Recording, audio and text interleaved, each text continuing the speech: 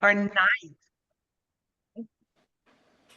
I have to say okay to that. This is our ninth AGM with Mom Stop the Harm. Next year is going to be the 10th anniversary, so we're really hoping to do something special for that and looking to make that into an in-person hybrid virtual AGM, which would be great to do. So just to kind of get us going would be that we're really excited to see so many people with us today. We had about 162 people registered. I'm not sure how many. We have about 61 who have joined us so far, but what we did find out, there is a couple of double registrants, including myself. And so I just want to begin by welcoming you all to our 2025 annual general meeting. And we're super excited to get going. And we have, and sorry, so let's start that all over again. We're super excited to see so many people here with us today. I'm extremely grateful that you have chosen to share your Saturday with us. We come together today as a community rooted in love, loss, and an unwavering belief that change is possible. This past year has once again shown the strength of our network of families, advocates, staff, and volunteers who continue to speak truth to power, support one another, and push for the compassionate drug policy we know is urgently needed. Our work is rooted in our lived experiences and in our love. At its core are the voices of mothers, families, members, and people with lived experience of substance use. Their stories of loss, survival, and resilience shape every campaign, policy ask, and support program. We carry their memory into every conversation and every action we take. Those we love are the heart of our work. This meeting is not only a time to reflect on the past year, the progress we've made, and the challenges we faced, but also a look ahead to commit to one another, to grow our impact, and to remind ourselves that we are not alone. Thank you for showing up. Thank you for standing together. So let's get started. We have a fairly packed agenda, with the highlight being our keynote address by our honored guest, former BC Coroner and ally and friend of Mom Stop the Harm, Lisa Lapointe. We'll also today be saying goodbye to some longtime staff and key volunteers and welcoming new members and board directors into our fold. Today, you'll also hear updates on our support programs, our key position statements on how to navigate advocacy with the limitations of being a charity. But it's just a little bit of housekeeping to get us started. We have a fairly packed agenda. Nope, I'm doubling up on the same thing. Just a little bit. So I think take it away, Antoinette. Thanks, Tracy. So just a couple of things. I know some people came on a little bit afterwards, but we are recording this session. And if you wanted to change your name in the on your slide, feel free to, or in your change your name. It's in the top right-hand corner. Click on the three little dots. I am recording from speaker view, so everybody it won't be a gallery view. And we ask everybody to please stay muted during the session. Feel free to use the chat as much as you would like and pop questions and things like that in the chat. We are recording, so we'll be downloading the chat and everybody will be emailed any questions that don't get addressed in the next couple of weeks. Also, for those that are voting members, there was a little bit of a glitch in the system. So I sent out a new Mentimeter QR code and link this morning. So if you haven't found it, please go to your emails and look for that. And this only went to voting members that have paid their $10 fee for this year's. So only voting members would have received that. And I think that's everything. Thank you. So let's move on to the next one. And Tammy? All right, well, can people hear me? That's good. All right, well, welcome everybody. I'm going to start us off with a land acknowledgement. And so I appreciate everyone who put their greetings in and where they're from in the chat so far. So, in addition to our membership acknowledgement of their local lands and peoples, Mom Stop the Harm would like to acknowledge the Indigenous peoples of all the lands that we are on today. While we meet today on a virtual platform, let us take a moment to acknowledge the importance of the lands which we each call home. We reaffirm our commitment and responsibility to care for the lands and to strengthen relationships between nations, to improve our understanding of local Indigenous peoples, their unique histories, homelands, languages, cultural practices, and spiritual beliefs. So, from coast to coast, we acknowledge the ancestral ceded and unceded territories of the First Nations people, Inuit Nunavut, and the Métis homelands of First Nations, Inuit, and Métis peoples that call these lands home. So, please join me in a moment of reflection to acknowledge the harms and mistakes of the past, as well as the ongoing harms, and to consider how we can each, in our own way, move forward in a respectful and meaningful spirit of reconciliation and collaboration. So if you could please just join me in a short moment of reflection. Thank you.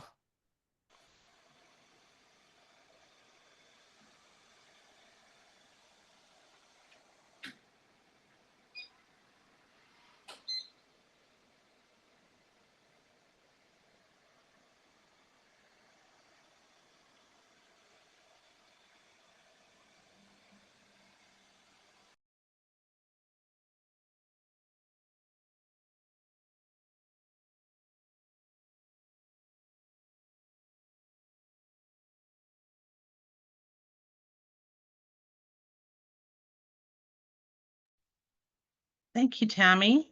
And Antoinette? It is my honor and pleasure to introduce Elder Susie McPherson-Durendy, who I've known for a number of years now, and Susie will open with a blessing and a drum song, so we are opened in a good way. Susie?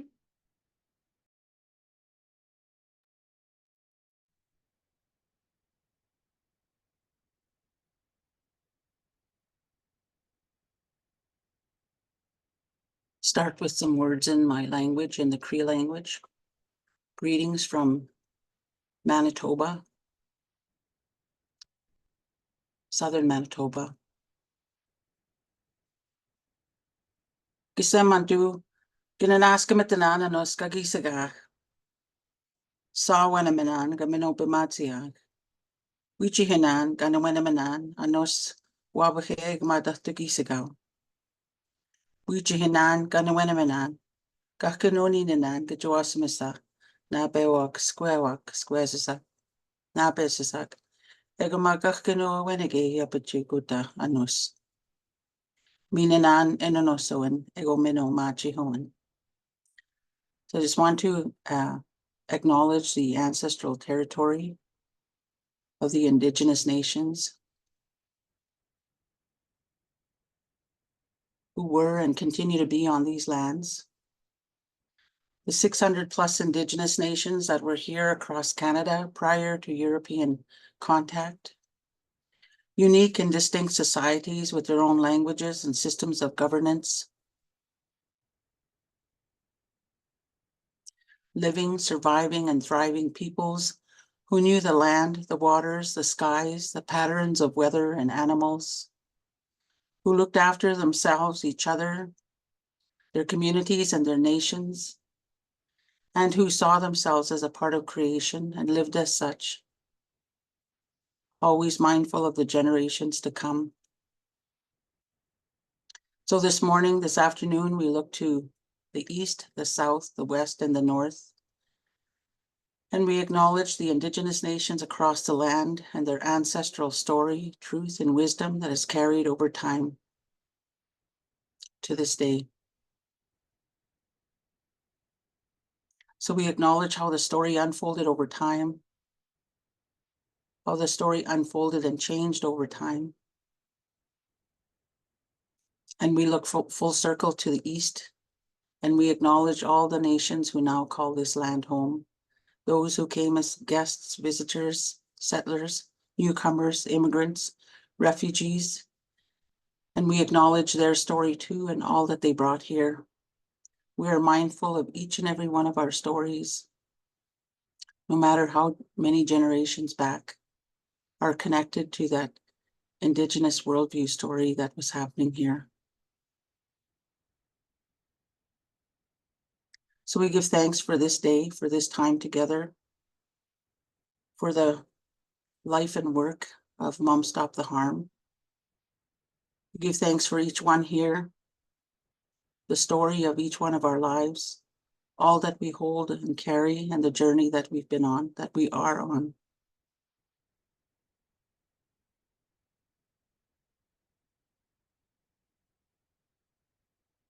And so I say, Egusane, Nananaskaman, Gakanonawagamanan, Gakanonawakamaгаnak.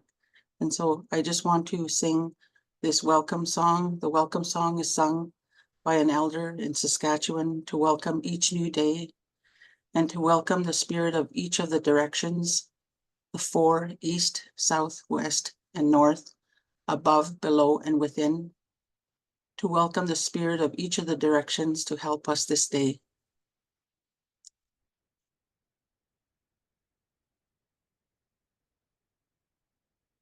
To help us in our understanding, acceptance, and knowing.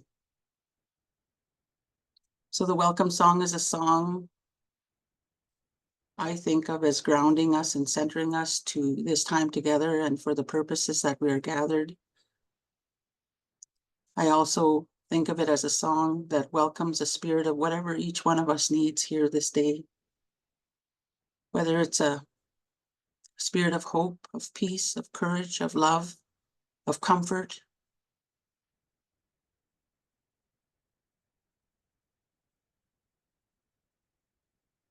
So I sing this welcome song to you, for you, and if you are it's a simple verse, and if anybody wants to join at any time, please feel free to do so.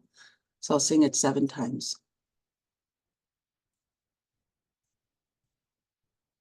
Hey, yeah, yeah, yeah. Hey, yeah, yeah, yeah. Hey, yeah, yeah, yeah. Oh, hey. Oh, hey.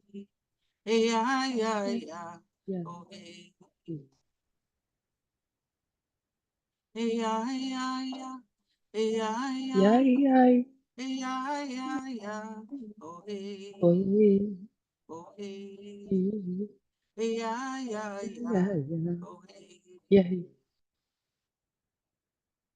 Hey, yeah, yeah, yeah. Hey, yeah, yeah, yeah. Hey, yeah, yeah, yeah. Oh, hey. Oh, hey. Hey, yeah, yeah, yeah. Oh, hey.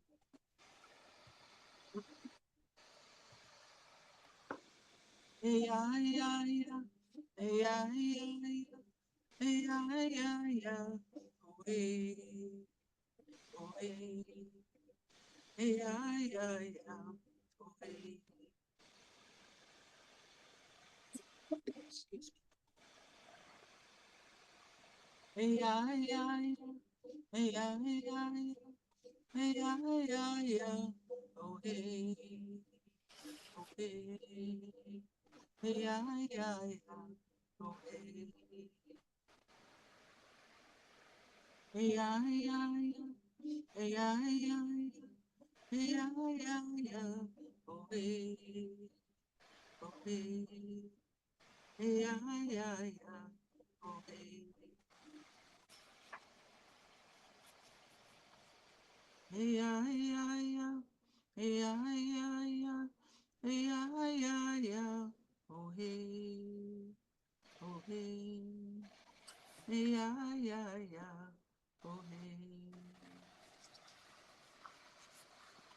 Thank you.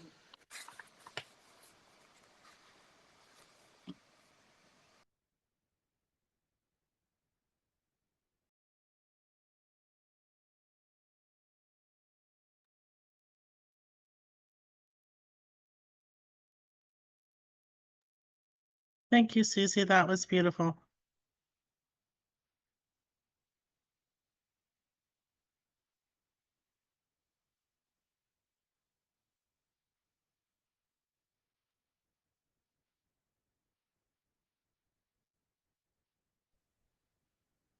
Okay, can everybody hear me?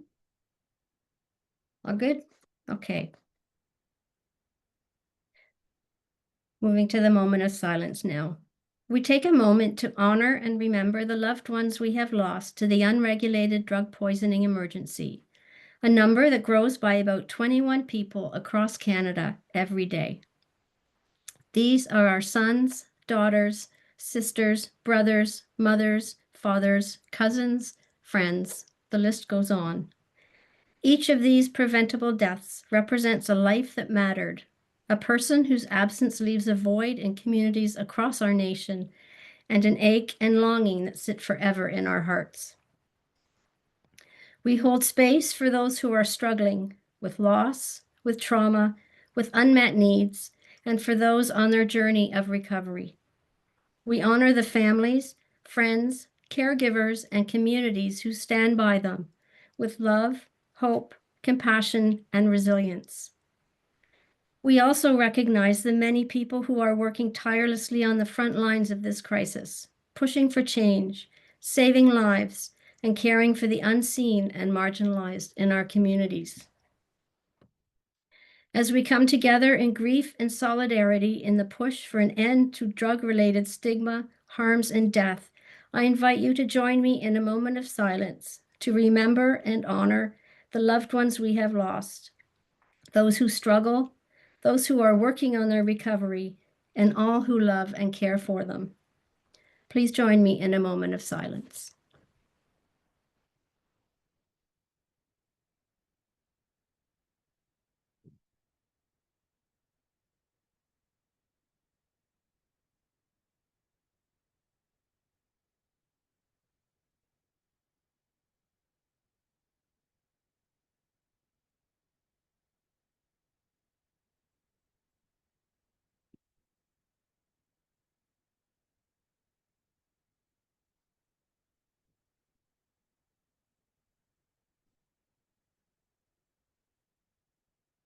Thank you. Thank you, Ruth.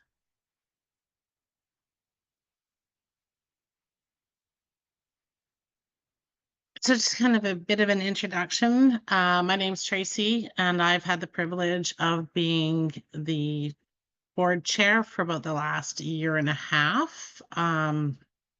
So about since mid 2023, and I'm a grateful settler on the stolen and unceded territories of the Coast Salish peoples here in just outside of Vancouver, BC. And just kind of a introduction to some of our board members. We do have some that are leaving us this year, but as of right now, the current board members that we have are myself as chair, Rebecca Penn. If the board is here, do you want to do a little hello? Hi, everyone. I'm Rebecca. You're Rebecca. And then we have Ruth, who you just met. Willie McCorkston. Hi, everybody. Jeremy Calicum. I'm not sure if Jeremy's with us today. I don't think so. And Corey Ranger. Corey's not here either. No, I didn't think so. Amanda, is Amanda here? No. Tammy Telio Hello, everyone. and Missy. No. Dorothy, we do have a retired board that's coming up, so there's a good chance they aren't here. So Dorothy, is Dorothy here today? No. Katie Upham. Hi, I'm here. Fine. And AR, is AR here? Nope. And we have our newest board member, Kim Nam. Hi, everyone. Honored and privileged to be here today. Thank you. Thank you, everyone. And next, it's an introduction. I am, a lot of people are familiar with Jay, but not everybody knows him yet. So we were fortunate enough this year to be able to hire an executive director, and Jay joined us in October of 2024. Joining us, he brings more than 2 decades of experience in communications, advocacy, and nonprofit leadership. He has a background that includes working with Pivot Legal Society, Union Gospel Mission, and the BC Women's Health Foundation. Throughout his career, Jay has worked alongside families, drug policy advocates, and peoples with lived and living experience, always with a deep respect for community-led change. Based in Nelson on the unceded territories of the, I'm going to pronounce this incorrectly. Does somebody, Jay, do you want to jump in and help me out with that one?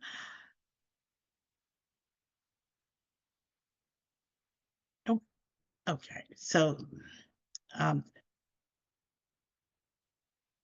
actually the Silex, the Sinnoteks, and the Kunaxa peoples. Jay approaches this work with humility, compassion, and firm belief in the power of organized grassroots advocacy. His role with Mom Stop the Harm is to support and strengthen the incredible work already underway, while helping ensure staff, advocates, and families have the communications tools, structure, and behind the scenes support that they need pushing for change. We're so glad to have him with us. Please join me in giving Jay a warm welcome, and he can actually do a brief introduction of himself as well.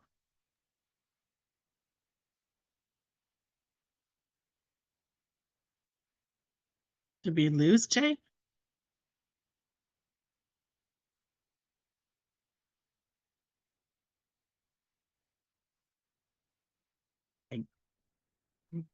He's there and it looks like he's speaking, but we can't hear him.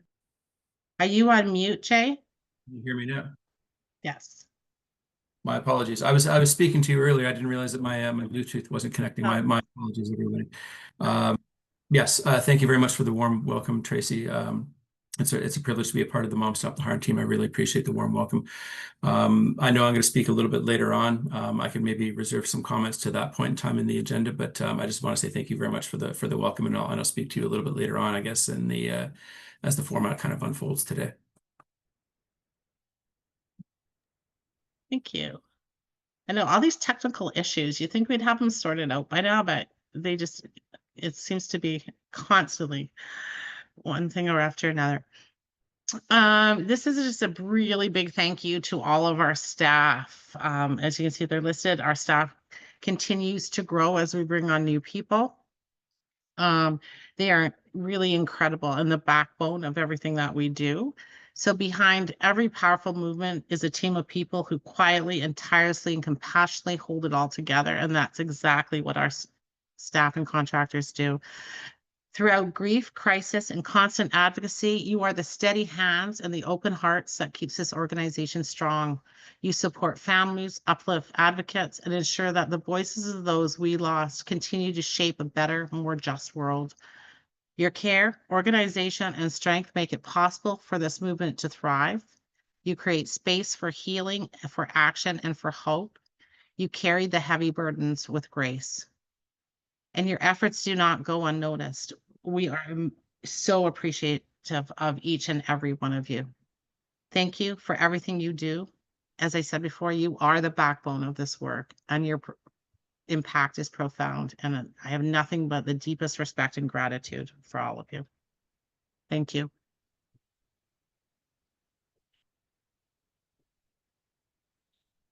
And next, Leslie.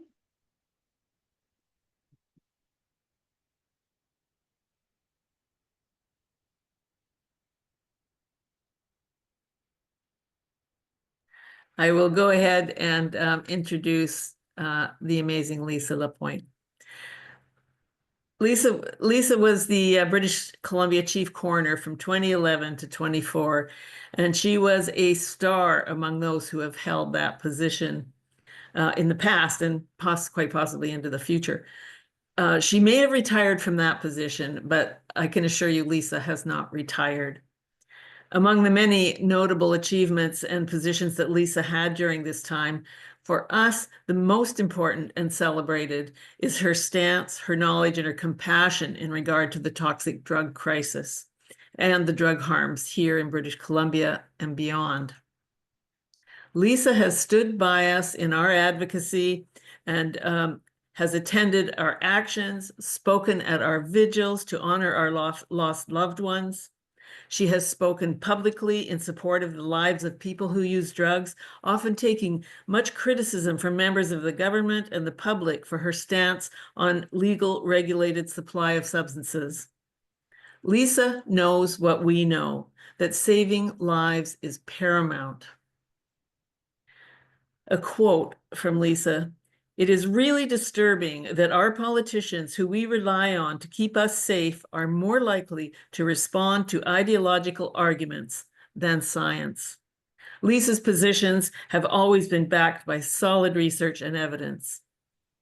Lisa knows from the top down the dynamics of politicians and the government in general as they create a shambles of drug policy. She has fought for evidence-based ways forward and has fought against the lies and misinformation of those who would not value the lives of our loved ones. I am proud to know Lisa Lapointe, to call her a friend and an ally, and I am so honored that she will open our 2025 AGM. So I hand it over to you, my friend Lisa Lapointe.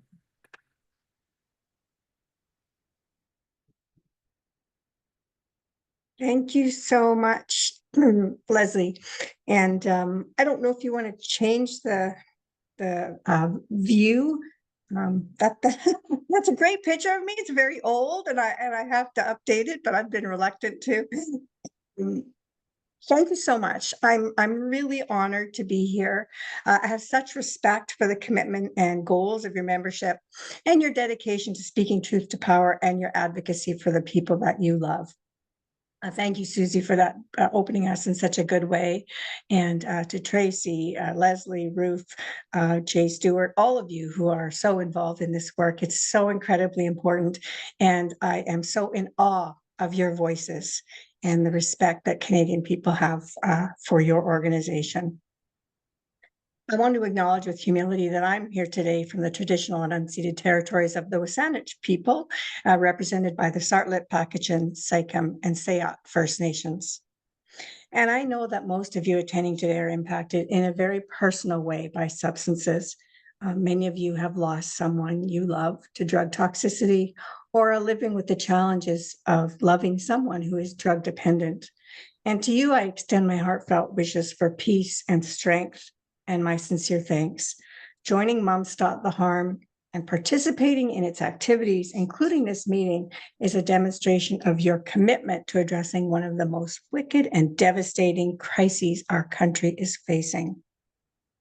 And so over the next 30 minutes or so, I'm not going to do a PowerPoint. I always fear glitches, and so I've prepared some remarks, and I think it's really, really important right now in an age of so much misinformation and intentional misleading information that we talk about what we know and that we're really clear on the facts, particularly the facts of this crisis.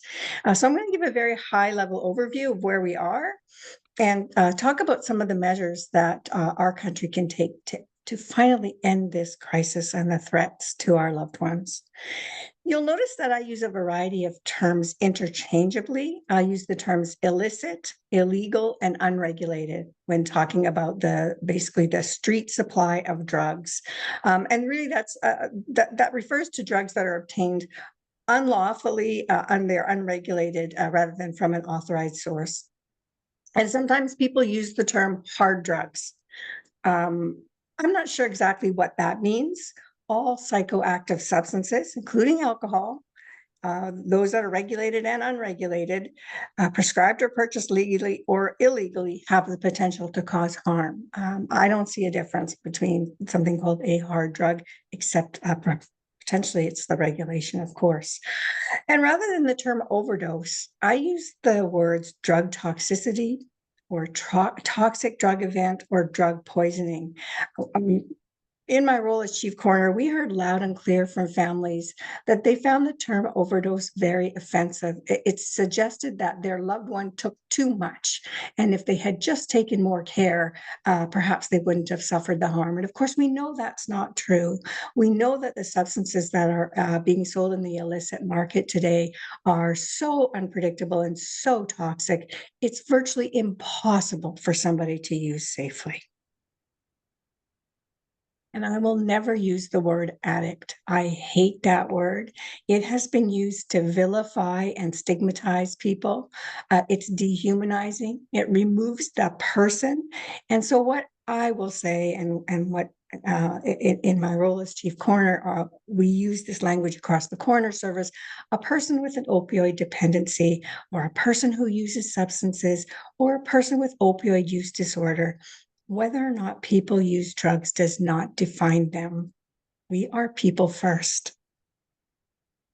From 2016 to the end of September 2024, which is the latest data available on Canada's website, more than 50,000 Canadians died as a result of opioid-related toxicity. Most of those deaths were related to illicit fentanyl and other highly potent substances. And just as a note, because I have always found this really interesting and tragic, slightly over 38,000 people died of COVID. So we know the efforts that were extended by our governments in response to the COVID epidemic, which took slightly more than 38,000 members of our communities, and more than 50,000 people have died of drug toxicity. Illicit fentanyl entered the illegal drug market in about 2012. And I think you all know fentanyl is a powerful synthetic opioid, about 20 to 40 times more potent than heroin, relatively inexpensive to create from chemical precursors, unlike heroin, which is derived from the cultivation of poppy plants, so which requires growing and harvesting. And illicit fentanyl is created in drug labs, of course, with dubious control for quality and dosage. Because it is so potent, smaller amounts of fentanyl can be trafficked, making it harder to detect. And the potency also makes illicit fentanyl, of course, extremely dangerous, as the difference between 1 or 2 grains in its production can be the difference between life and death for the person using it. And while some people do seek to use fentanyl, others use it inadvertently when the substance that they intended to use, oftentimes cocaine or methamphetamines, is contaminated with fentanyl during production. I have seen drug labs in my work as a coroner. They are not labs by any stretch of the imagination. They are chaotic kitchen counters, basements. It is no surprise to me that the product that they create is so chaotic and so dangerous. People also die from other unregulated drugs where fentanyl isn't involved, and those include stimulants, the ones I mentioned, cocaine and methamphetamine, MDMA, which is ecstasy. In BC, as in most other provinces and territories in Canada, virtually all drug toxicity deaths involve more than one substance, with fentanyl being the most present, most prevalent. People of all ages and all walks of life and from all neighborhoods in our country die as a result of drug toxicity, but most deaths occur in males between the ages of 30 and 39. That is the highest risk group of our community members. And research in BC shows us that most deaths occur while people are alone. And we know that people use alone because of stigma and shame and fear.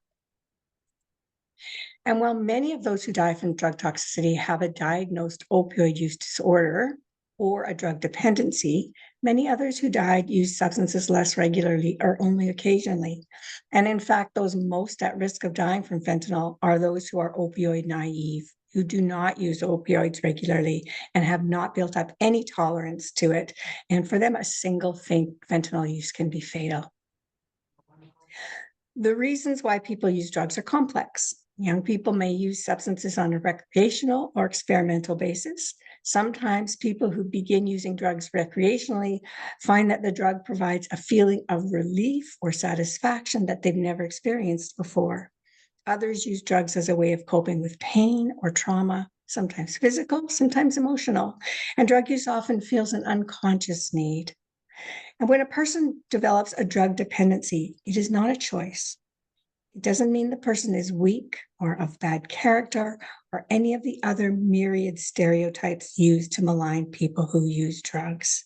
Substance dependency is a complex medical situation that comprises both a physical and a psychological need.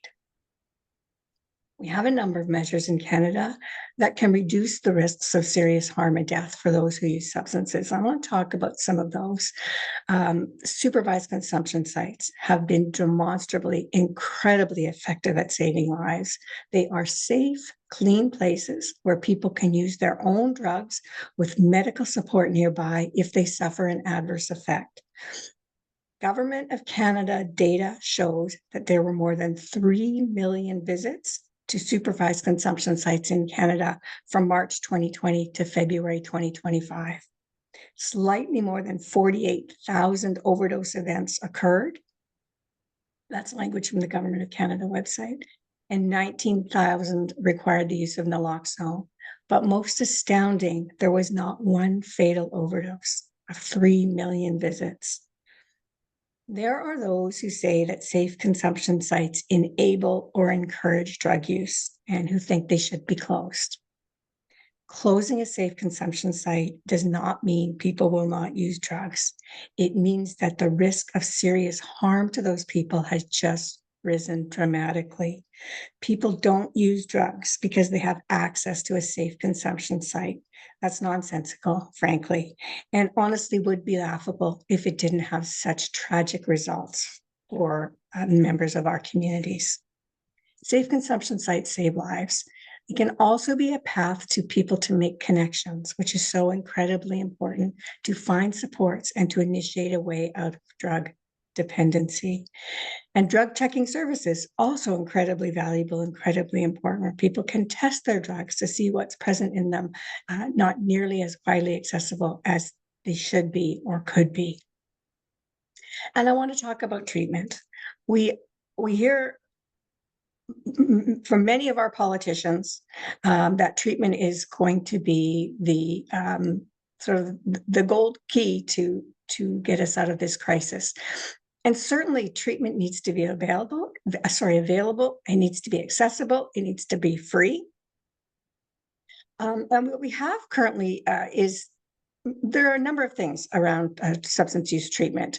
So we have the prescribing of opioid agonist treatment, methadone, Suboxone, and that's very, very effective for many people, all the way to residential treatment based on an abstinence model. Treatment of substance dependency is complex. Opioid agonist treatment is an evidence-based treatment, helps reduce withdrawal symptoms and cravings, and can be provided in parallel with other harm reduction interventions, including addressing the psychosocial factors that face individuals who are using substances. Residential treatment is typically 60 to 90 days of live-in intensive treatment that includes counseling and other programs. In BC, and I suspect it's the same in the rest of the country, most provincially licensed facilities will accept clients receiving opioid agonist treatment. However, many private, and these are the for-profit treatment centers, aim for abstinence as a goal, and they will not admit anybody who's on opioid agonist treatment therapies. Abstinence is complex. A person's opioid tolerance can be reduced in as little as 3 days. So those who have been abstinent for a period of time and then use opioids are at greater risk of experiencing drug toxicity harms, including death. In BC and across Canada, and this is still astounding to me in a recommendation the Coroner Service made many years ago, there is no publicly available data that shows the number of people who have completed treatment for substance use disorder and their outcomes, both short and long term. So we are facing what I believe is the most wicked public health emergency our country has ever experienced. And we just don't have the data nationally around what is effective in helping people to wellness. And that is a shocking absence. We simply don't know how effective treatment is and for how long, or what percentage of people who stop using drugs can remain abstinent. The data just doesn't exist. Anecdotally, I know that in my 13 years as chief coroner, many of those who died had completed treatment or been through residential treatment a number of times and died after a period of abstinence. It is a dangerous time, and we don't have the supports that people need to support them long-term, that continuum of care.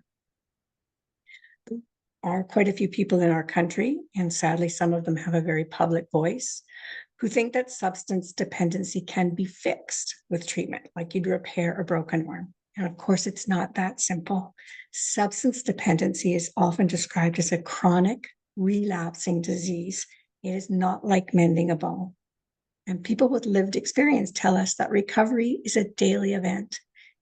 If someone relapses then on the recovery journey, it's not a failure. It's part of the process, and hopefully they will find the supports to return to recovery. Moving away from drug use may require many years of pharmaceutical support, along with measures to address additional and often complex physical and/or mental health issues people are experiencing. This is described, as I mentioned, as a continuum of care, meeting people where they're at and providing all of the tools we can to help them to wellness. Not one over another, not an either or, but every tool that we have across the country to keep people safe and help them be well. We know that substance dependency is complex. We know that treatment is not straightforward and that recovery is a journey. We have little data on abstinence following treatment. We know that far too many of our loved ones continue to be harmed and continue to die. In BC, in 2021, after much advocacy, the government introduced a policy in support of safer supply. Safer supply is the provision of regulated pharmaceutical drugs to those at risk of death or serious harm from illicit drugs. It does not encourage or promote drug use, as critics will say, but recognizes the complexity of substance dependency and focuses on reducing or removing people's reliance on the increasingly toxic illicit market, which is, by the way, totally and continually focused on profit and expansion.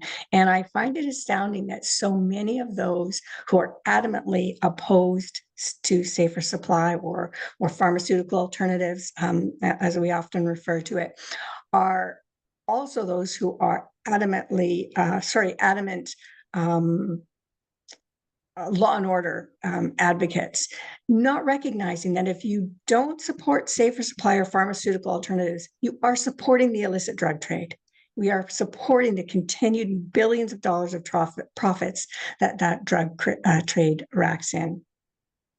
So safer supply, as I mentioned, also known as pharmaceutical alternatives, ensures that people can access the drugs on which they're dependent safely.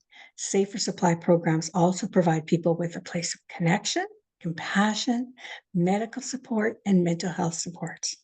And there are a number of pilots. The Government of Canada has funded 10 safer supply pilot projects in Canada, where participants receive safer supply via prescription by a physician. In BC, it can also be a nurse practitioner. And preliminary results of these programs are really promising, with both participants and the staff who work at this programs reporting greater stability in the lives of participants, improved health, improved ability to address health issues related to drug use, mental health improvements and chronic disease, addressing chronic diseases, becoming housed and employed, improved or improving relationships with families and friends, and feeling safer with fewer interactions with drug dealers, street crime, and police. It's really incredibly positive. And of course, we know that access to safer supply, pharmaceutical alternatives, doesn't mean that all risk is eliminated. And there are those critics who say, there are some risks. Certainly, there are some risks of diversion, but it does mean that the risk of death or a drug toxicity event is significantly reduced. The goal of safer supply is not to promote substance use or encourage long-term substance dependency, as some would say, but it is to help manage the unmanageable risks of the illicit drug market, to provide stability and connection, and to support health and wellness. As I mentioned, there are concerns about diversion, which is certainly a concern with all prescribed medications, but there is no data supporting public harms from diversion. And I think it's really important that we that we all know that. We hear talk about diversion. We hear police talk about diversion. Our government in BC has walked back some of the policies around safe supply. People now have to come and use their safe supply prescription in the presence of a pharmacist, but it's really all based on information that has been hidden, information that has been gathered by police, information that they refuse to provide publicly. There is no publicly available data. There has been no research project around this, which I find very, very troubling. What we do know, in BC, the most common safer supply drug is hydromorphone, also called Dilaudid. Around 86% of the hydromorphone prescribed in our province is for pain, particularly people suffering from pain post-surgery or cancer. 14% is prescribed under the Safer Supply Program.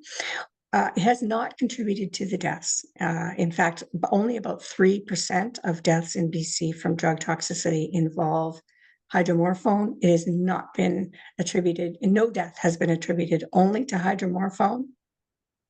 We have not seen any increase in opioid use dependency since the initiation of the Safer Supply Program, particularly in youth, which is the big concern, that safe supply drugs are being peddled to youth. But the data doesn't show us that. The number of youth dying has gone down. The number of youth being diagnosed with opioid use disorder is decreasing. Those are the facts. Unfortunately, despite the promising results from the early programs, very few people can access safer supply in Canada due to the very limited number of prescribers available. It's a prescriber program. An expert panel in our province, stood up by the Coroner Service, recommended the establishment of a non-prescriber model for the provision of regulated pharmaceutical alternatives, safer supply, as a means of ensuring that across our province and certainly across the country, where we have many towns and communities that live in rural areas and can't access one of the smaller safer supply programs, could have access to a regulated supply that would keep them safe. Our government absolutely refused to consider it. It is not on the agenda, and I haven't seen it on the agenda in any province or territory in Canada. And I know you keep advocating for it, and it's fantastic. We need your voices. We need more voices. Before I wrap up, I want to mention prohibition and the criminalization of people who use drugs. Canada's Opioid Act was declared in 1908. That was the start of our drug laws, and it was enacted largely in response to anti-Asian sentiment. It is a racist piece of legislation. Over the years, it has been amended and revised and is now the Federal Controlled Drugs and Substances Act, and it makes possessing and selling controlled drugs illegal. It is not evidence-based. So for those who think that's, it has always worked in the past, and for some reason now is not working, it has never worked. It has never been researched. It is not based on evidence. There is no evidence to support prohibition as a meaningful tool in addressing the complex medical issue that is substance dependency.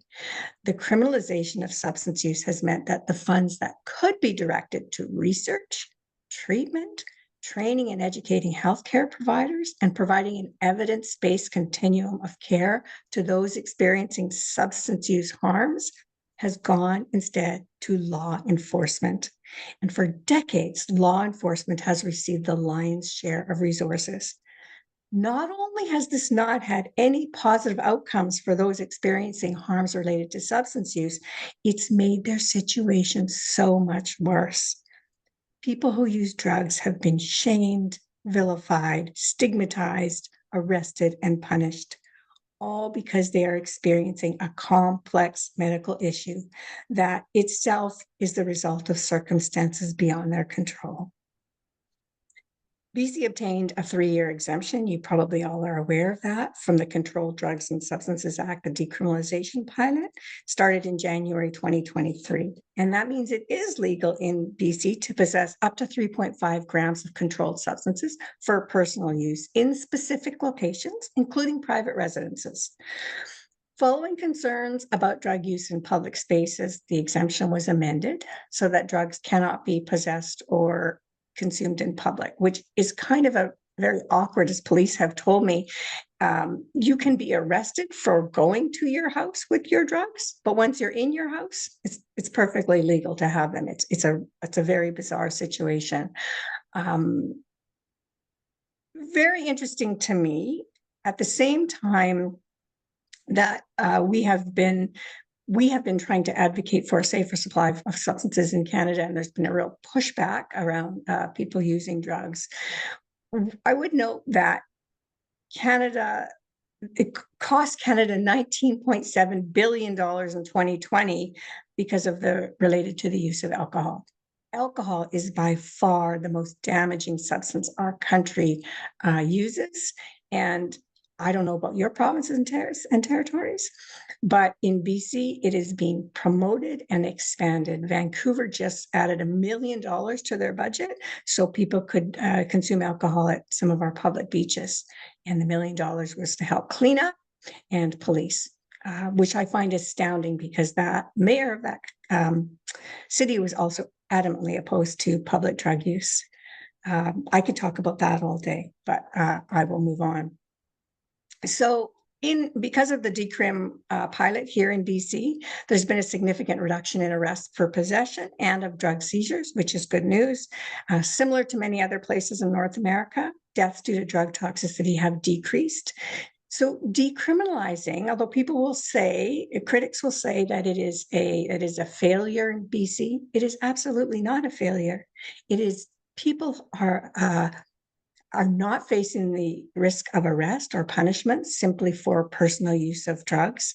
Arrests have gone down, possessions have gone down, deaths have gone down. There have been no negative effects from decriminalizing drug use. Public drug use was a concern. Frankly, I think that was more related to the significant increase in homelessness we have in our province. Many, many people now living unhoused. I don't for one second believe that people who are housed were coming out in public and smoking their drugs on the street. That wasn't happening. What the public was seeing was people who are living unhoused, now feeling a little bit safer to use their drugs publicly. They can't do that anymore. So decriminalizing has done no harm in BC. It's a critical recognition that the challenges of substance use aren't best met with a punitive approach, but are best met with a health focus. And I'm sure many of you who have talked to physicians who treat patients with problematic substance use or substance use disorder, and they will tell you, I wish that the police and the government would just stay out of my business and let me treat my patient with medicine and the evidence that I know works. It's infuriating that can't happen. A good friend of mine addresses every difficult issue with a question: what is the problem we're trying to solve? And I would say with the current drug crisis in Canada, the answer is we want to reduce the harms to our family and community members that can stem from drug use. How do we do that? I'm not going to go I'll lose track. So I'm just going to start. First, we develop a robust, pragmatic education strategy that helps Canadians of all ages understand the risks and realities of substance use. It is astounding to me that this many years into this crisis, there is not a national, pragmatic prevention strategy designed with support from people with lived and living experience and their families. It doesn't exist. One of my children is a teacher, and there is nothing on the curriculum requiring them to teach anything about substance use or any of the information that we know about the harms related to substances. The old scare tactics of the past were not effective, but they have not substituted anything. We need to fund universities and researchers to address the root causes of substance dependency and how best to support people to wellness. Addiction medicine specialists, as they're known, are not seen as one of the desirable specialties in medicine, and that needs to change. In a time when we are losing so many of our loved ones to drugs, we need to focus on that kind of research and that kind of support. We need to fund a healthcare system that's accessible when people need it. People often turn to substances as a way to cope with their physical or emotional pain or trauma because the help that they are seeking is not available. We need to make sure that if people do use drugs, those drugs are as safe as possible.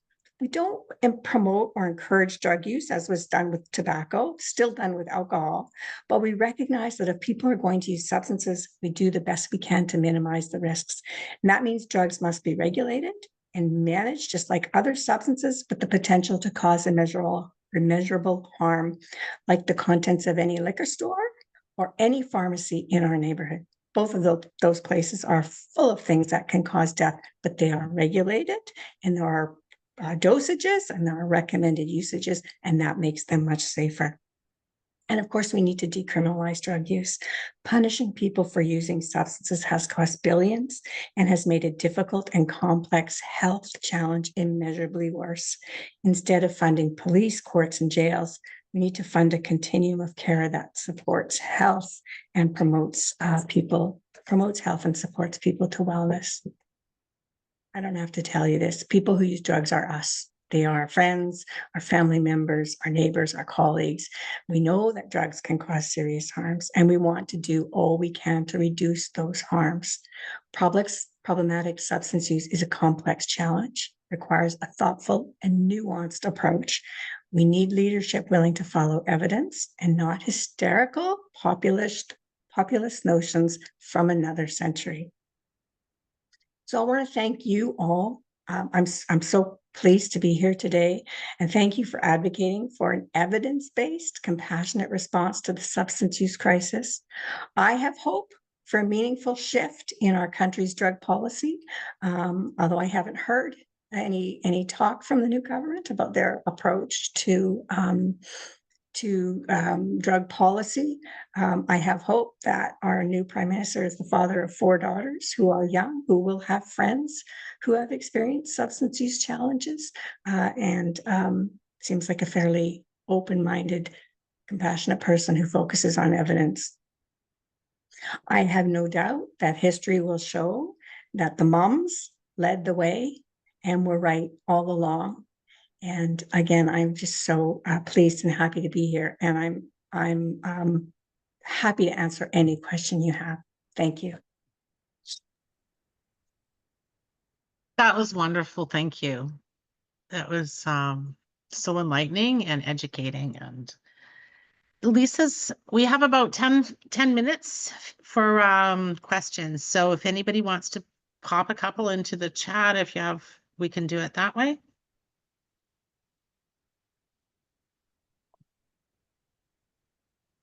Well, I have one to start you off.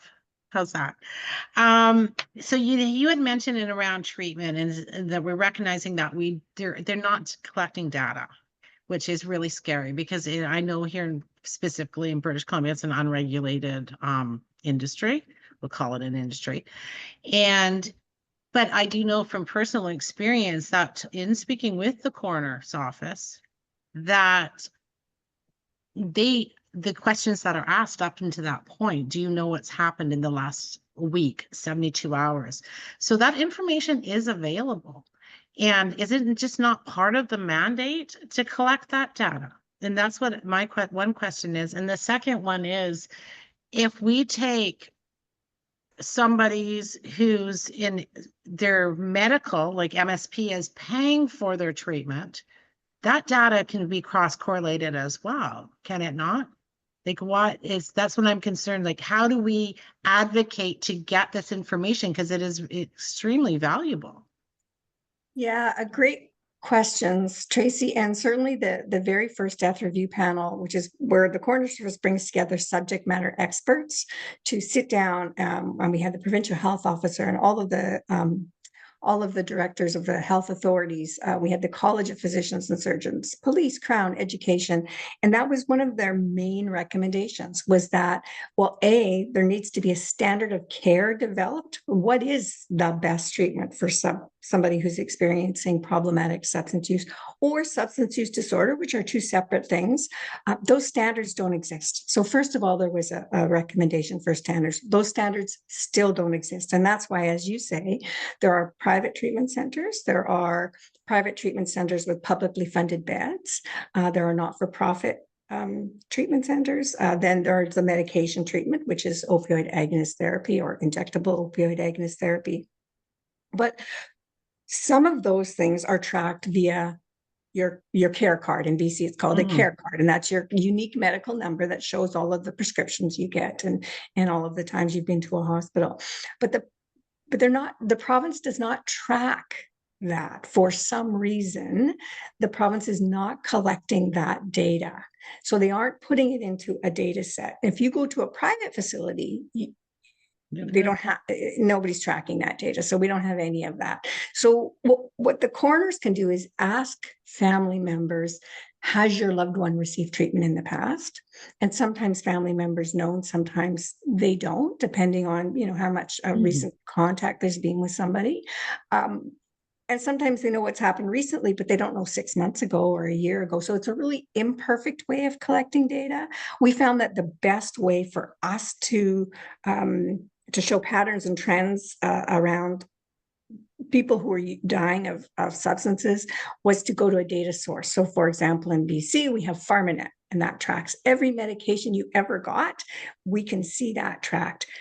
There's no data source for substance use treatment. It just doesn't exist. And I have no idea why the province isn't tracking that. I have no idea why it isn't mandatory, why every service shouldn't be required to use your care card, your personal health number, and somewhere collected by our Ministry of Health.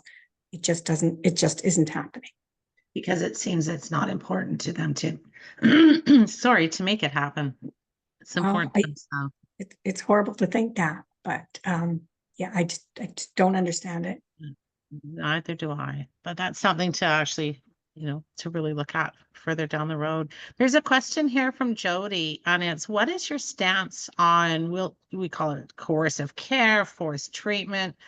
And do you see the issues like a lot of us do, the concerns around that? Yeah, so the research does not support coercive care as a meaningful treatment for people who are substance dependent, for a number of reasons. One being, as most of you probably know, if you love somebody who has used substances or is using substances, people need to be in a place where they want to change. And when people are not in that place, coercing them into treatment is not likely to be effective. And that's what the data shows. That is not just opinion. The data shows that forcible treatment is really not that successful in long-term meaningful change. And that's the other piece is, if somebody is in prison, basically their liberty is taken away from them and forced into treatment. What happens when they're, released? All of the challenges that they experienced or the realities that they were coping with are still there and haven't, unless those have changed dramatically, isn't going to continue to support them to not use drugs. So that's one of the things that we've been saying. Let's first address some of the very basics. People have a roof over their heads, a place to live, food to eat, a basic income, and a safe supply of the substance they're dependent on. Let's start there. The real challenge is, if we're focusing on the very most difficult end of the spectrum, where people are already experienced significant damage, whether it's acquired brain injury or extreme physical health challenges because of substance use, incarcerating those people or imprisoning them for forced treatment just means that the whole big group at the other end of that, if it's a river, for example, they can't even access voluntary care. Detox, huge lineups everywhere. We don't have standards for voluntary care. We don't know what's effective. They're just focusing on the wrong place. Certainly, there is a mental health act in our province, and if people are at risk to themselves or others, they can be arrested, and with signatures of 2 doctors, they can be held for a period of time with consistent review until they are well enough to look after themselves. That already exists. But the research just does not support involuntary care as an effective way to help people to wellness. Yeah, thank you. That kind of answered Gina's question at the same time. I'm just scrolling through here to come up with one. Something that's more of a comment than any, there's a lot of comments in here, Lisa, saying, thanking you and so appreciative of your talk. But Charlotte just brought up a comment saying government is calling for another review. of the issue. What are your thoughts on that? And You know, I don't want to be too critical of government, which I tend to be, because of my frustration with the immensity of this crisis and the response, which has been nowhere near commensurate with the immensity of the crisis that we're experiencing. More than 50,000 people have died. In our province, there are estimates that 225,000 people use drugs. They're all at risk every single day from the street supply. Our policies support organized crime. We enable organized crime because people are dependent on substances, and you can't, this simplistic notion that people can just choose not to use drugs one day or the next. They can choose to want to move away from substance use, but it's a difficult journey, and it needs lots of support, and it needs lots of compassion, and the continuum of care that it needs just doesn't exist anywhere in our country right now. Another review, I think we don't need another review. We've got, in our province, we brought together experts 3 separate times, and they all said the same thing. If you look at some of the reports that come out from the Canadian Association of Chiefs of Police, the federal government's drug task force, the physicians, the public health officer's recent paper, there is consistent agreement that this is a health issue, right? Substance use is a health issue. Why don't we want people to use substances? Because it harms their health. So why do we respond with a law enforcement response? Why aren't we focusing on a health response? And that recommendation has been made over and over and over again. And honestly, I don't know why governments would need to do another review. They just need to go back to the experts that they've already stood up on multiple occasions and who have told them the same thing. Fix the health response, provide options, make sure access to the treatment that people need. And you can certainly look at safer supply as a treatment. It is moving people away from the toxic drug supply. And at very least, people would have access to a pure drug, as opposed to all the adulterants that are put in drugs and that cause a lot of the brain injuries that we see amongst people who use drugs. In our province, there's an organization, Jeremy Calicum, one of your previous directors, DELF, Drug Users Liberation Front, started a small compassion clinic where they ordered drugs online, they tested them to be safe, and they sold them at cost to people who were at risk of death from drug dependency. And they had some support from the health authority until government shifted and raided the DELF offices, took the drugs, searched Jeremy's house and one of the other people involved, and charged them with trafficking drugs, and they are now facing criminal conviction for drug trafficking. And it's just infuriating. Once at a news conference, I was asked about my thoughts about that Compassion Club, and I just quickly randomly tried to think of something to say, and I thought, when you see people in a burning house, it's okay to break a window. And that's how I felt about their Compassion Club. They are seeing people die in the downtown east side, which is the hardest hit neighborhood in the country for substance use. They are seeing people die every single day. And we know that most people who use drugs and who die of drugs don't live in the downtown east side or some of our most vulnerable areas in the country. They live in just neighborhoods. Most people never see the majority of people who use drugs. They never know the people who are dying of drugs because they aren't in public view. There are families and our friends, and they're dying at home in their suburban homes, and their rural homes, and their urban homes, and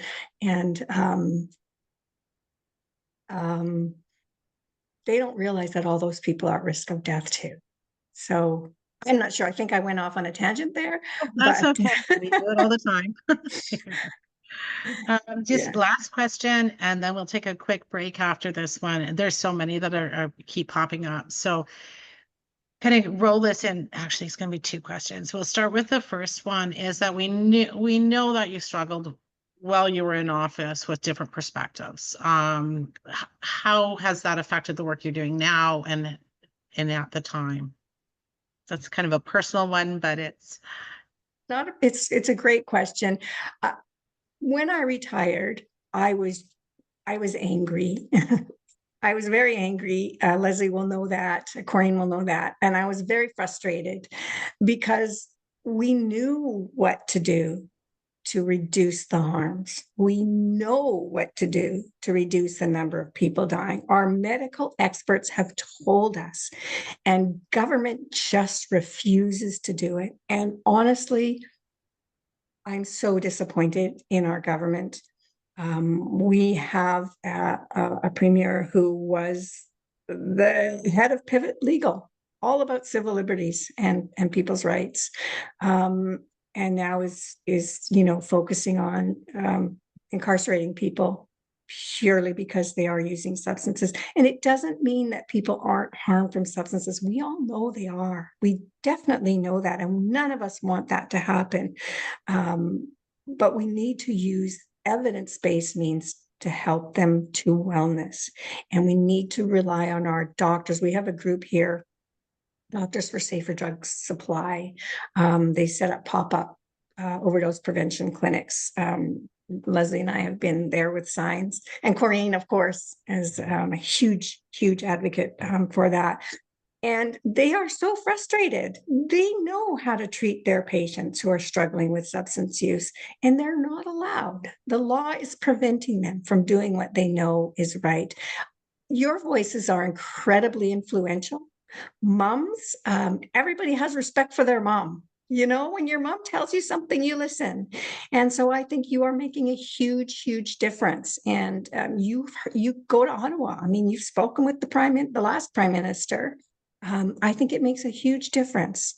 And all I can say is keep raising your voices.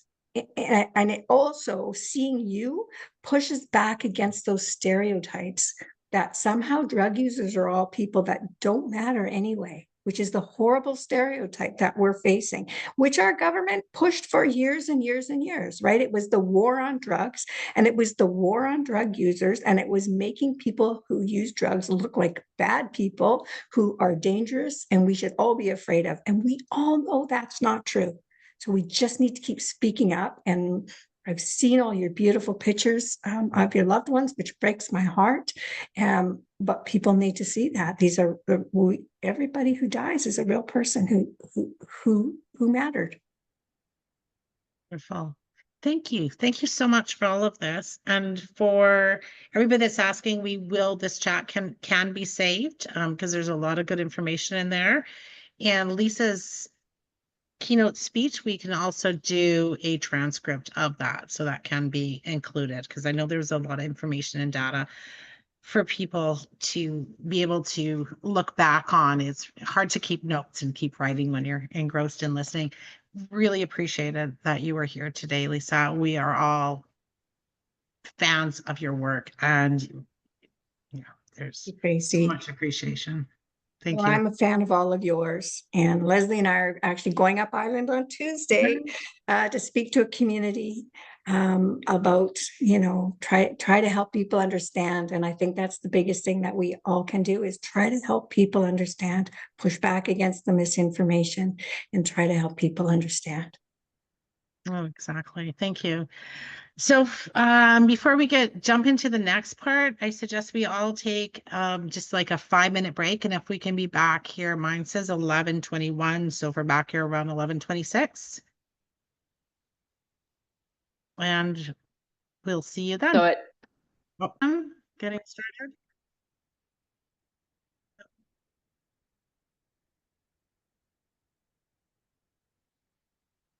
Just give everybody a minute.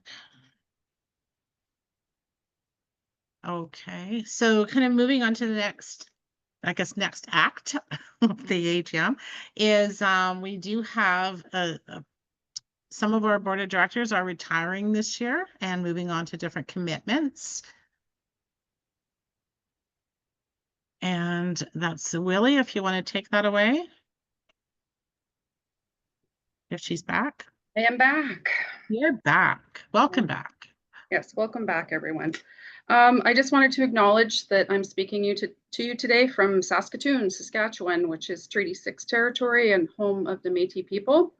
Hard act to follow, after talking after Lisa. That was amazing presentation. And I did just want to echo the harms to Indigenous peoples, the injustice system, as Lisa talked about.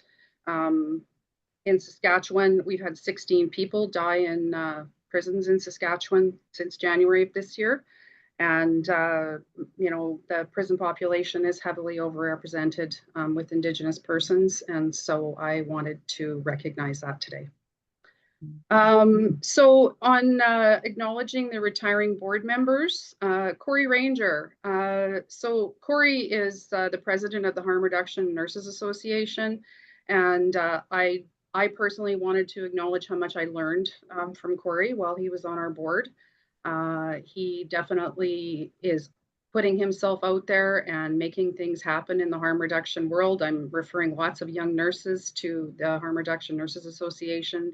And I really want to thank him for being on our board and for the work that he does in all of his other roles, which are many, including frontline work. And people who are doing frontline work do deserve an extra recognition. Jeremy Calicum. So Lisa did talk about Jeremy as a member of, a founder of DOLF. I think we were going to maybe pop a link in the chat if you're interested in knowing more about DOLF and funding the legal fight that's going on there. My personal thoughts go to Jeremy as a person who went through a legal battle. It is extremely draining. It's very hard on a young person, and unfortunately a conviction will likely tie his hands as an academic going forward. And I really would like to acknowledge that he did some amazing risk-taking work here. Dorothy Baker is also leaving our board. Dorothy's a physician and brought a lot of help to us from that perspective. Dorothy lost her son in 2017, and I'm sure she will continue to do lots of good work to help make sure that no one else loses a child. Anne Rochelle Boulanger, I hope I said that right. We call her AR. She's a policy analyst at HIV Legal Network, a lawyer specializing in forced migration, representing clients in refugee claims, doing lots of humanitarian work, and it was very much a pleasure to have her on our board. Amanda Sloan White is an assistant professor in the School of Population and Public Health at UBC. Amanda has unfortunately had to retire from the board due to family constraints, and we very much thank her for her time on our board as well. And all of the bios for the board members are on our website. If you want, you might find it interesting to know why people are doing this kind of work. And as you will find out that most of these people have a personal connection, a personal loss, and love someone who uses drugs. And the last person I wanted to talk about was Catherine Steinoff. So Catherine is a volunteer who worked with Mom Stop the Harm for a long time. And so we wanted to recognize her here at our AGM. She is retiring. For those of you who are on our Slack channel, you may have been following her posts. I have to say, I never met Catherine in person, but I was extremely fortunate to be educated by her many posts that she shared in our advocacy space. Truly, every post was a gift of knowledge, always exquisitely curated in a format that educated and challenged me to have a deeper look at some of the things around the policy issues that we work on, and the drug poisoning crisis that all of us are compelled to confront as people who care about people who use drugs.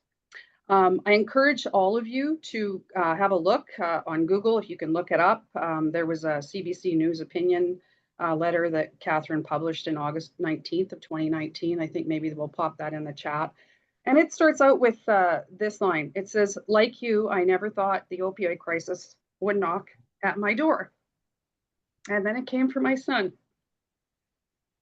And so many of us have had this experience. So I really hope that you might seek out that letter that she wrote, and she wrote so many good things. And so I wanted to say thank you, Catherine, from all of us at Mom Stop the Harm. Your work really has been remarkable for us. And we know that you will continue to press on the issues in the ways that will create change in drug policy for our loved ones. And just in closing, all of these people who are leaving are going to continue to create ripples in the water. And we just never know how much we're helping other people to continue with their advocacy. And so through each of our individual efforts, we are creating ripples, care and compassion. And I hope that we'll all carry forward in memory of our loved ones and the ones who are still here trying to get well and find their way. So thank you for listening.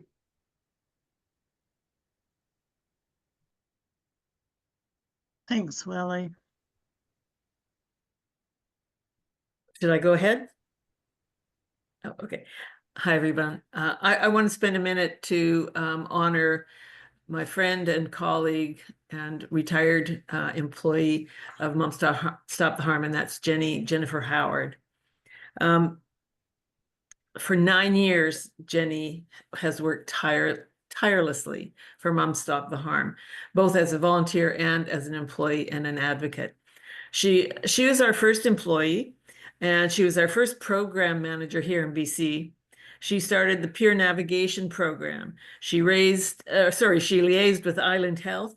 She was instrumental in keeping our funding flowing by meeting regularly with the BC Community Action Initiative, preparing budgets and other boring documents. She championed Healing Hearts and the Holding Hope support groups.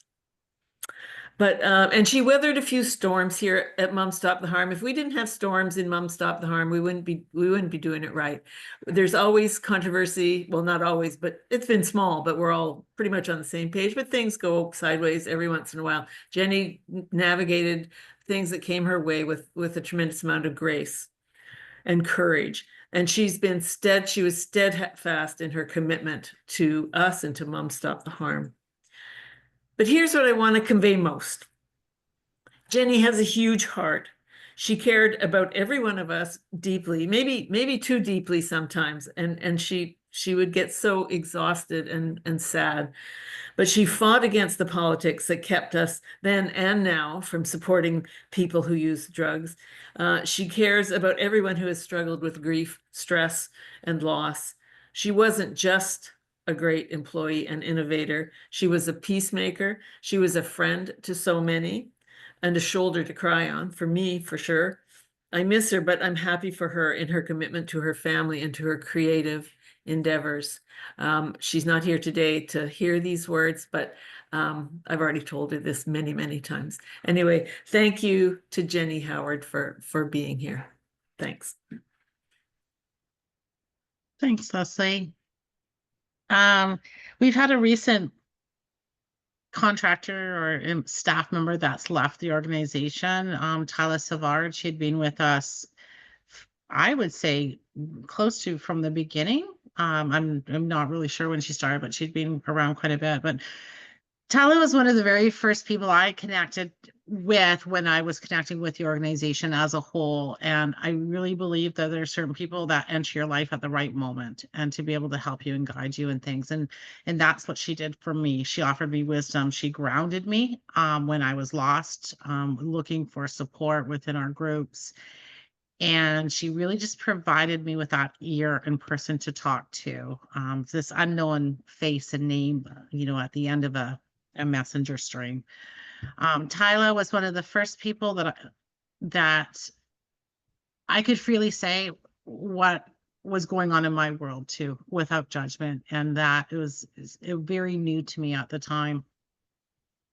So basically, and as I kind of moved through the organization, and particularly when I stepped into the role of board chair, unsure really what to do, what lay ahead, she was there. She was there with the information and the guidance I needed, and the encouragement that felt personal and genuine. Like, she just really helped support me moving forward in this role and reminded me of the heart of that everything that we do with love, and that we are moving together in solidarity through the grief that we have.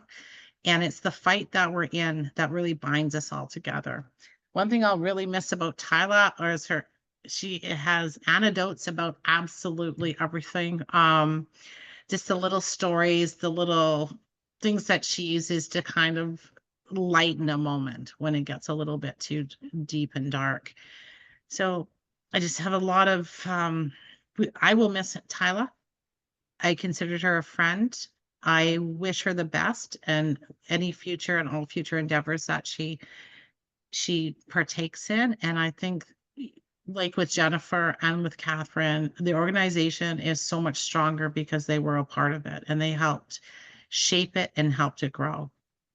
And thank you. Like, I don't think Tyla's here today either, but I really do thank all three of these amazing women who helped shape us into who we are.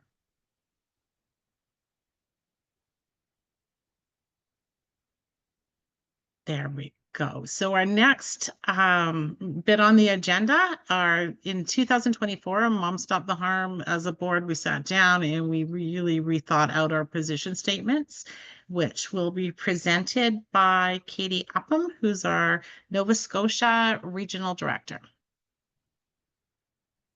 Thanks, Tracy. Do you want to flip to the next slide?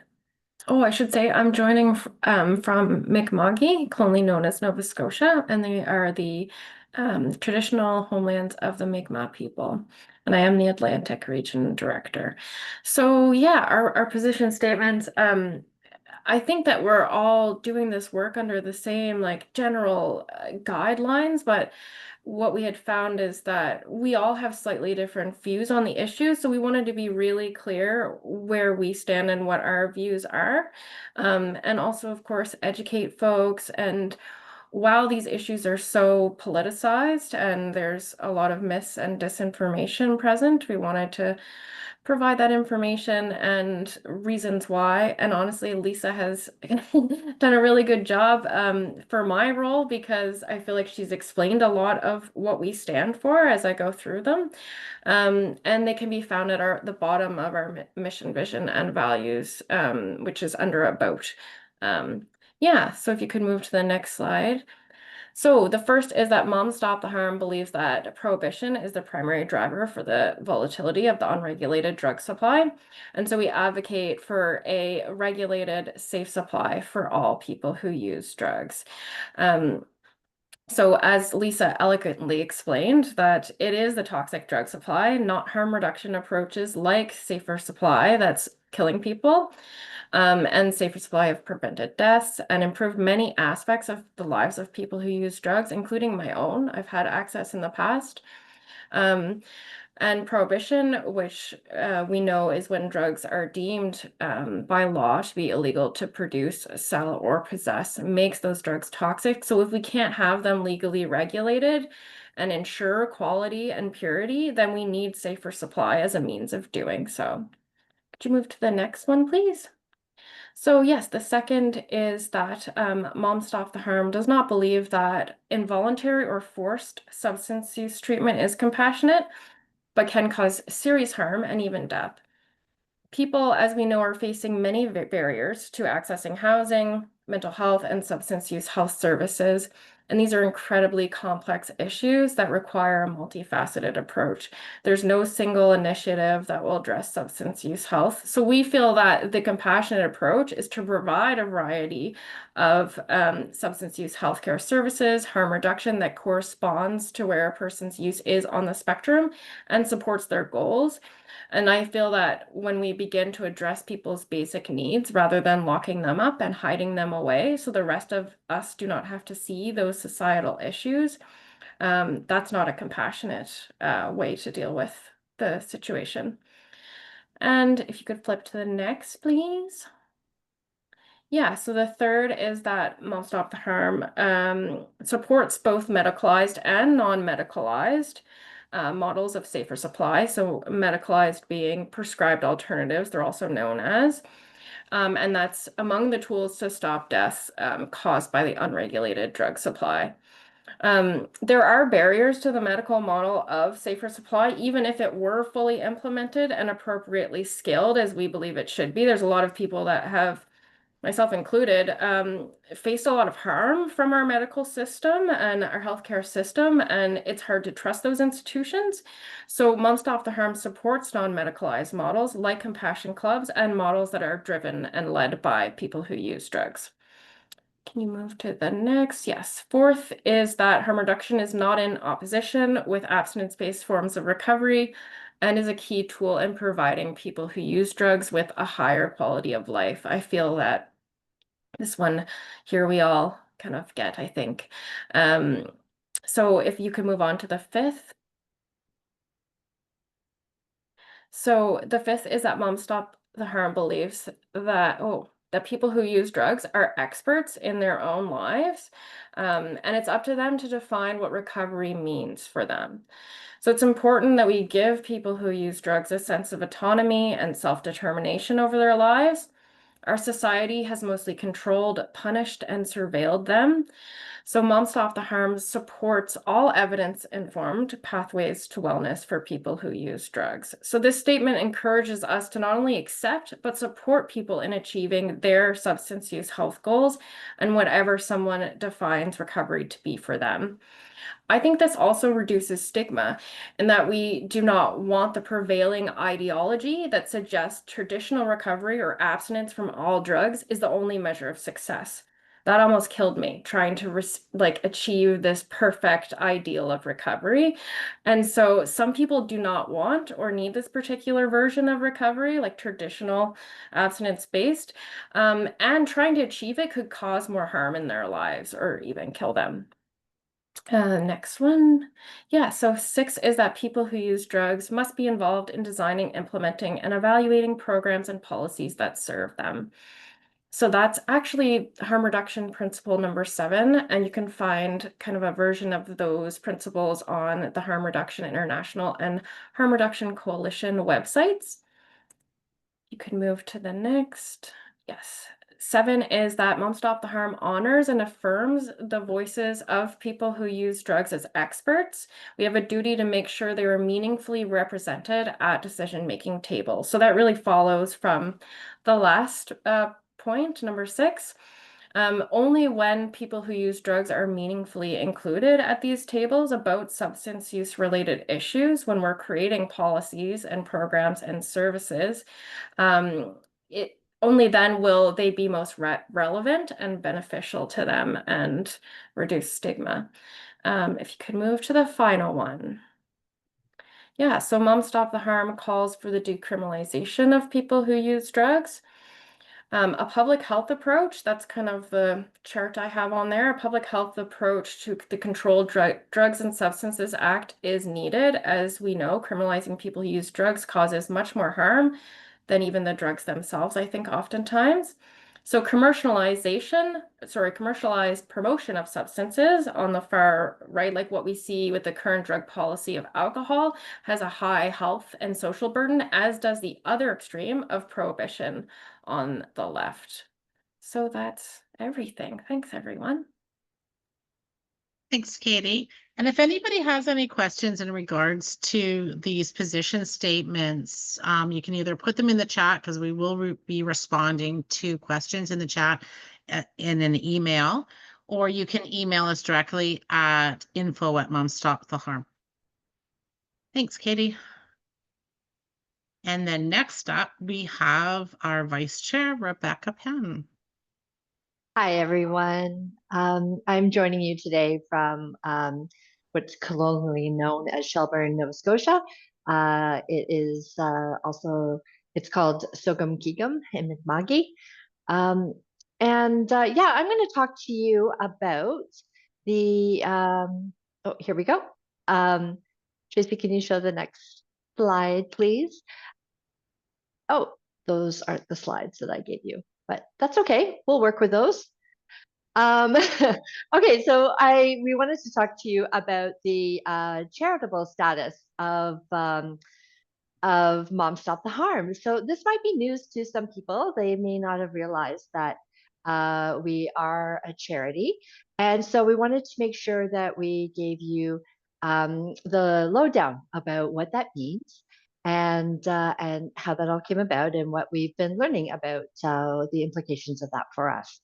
So in 2022, the executive team at that time decided to pursue charitable status.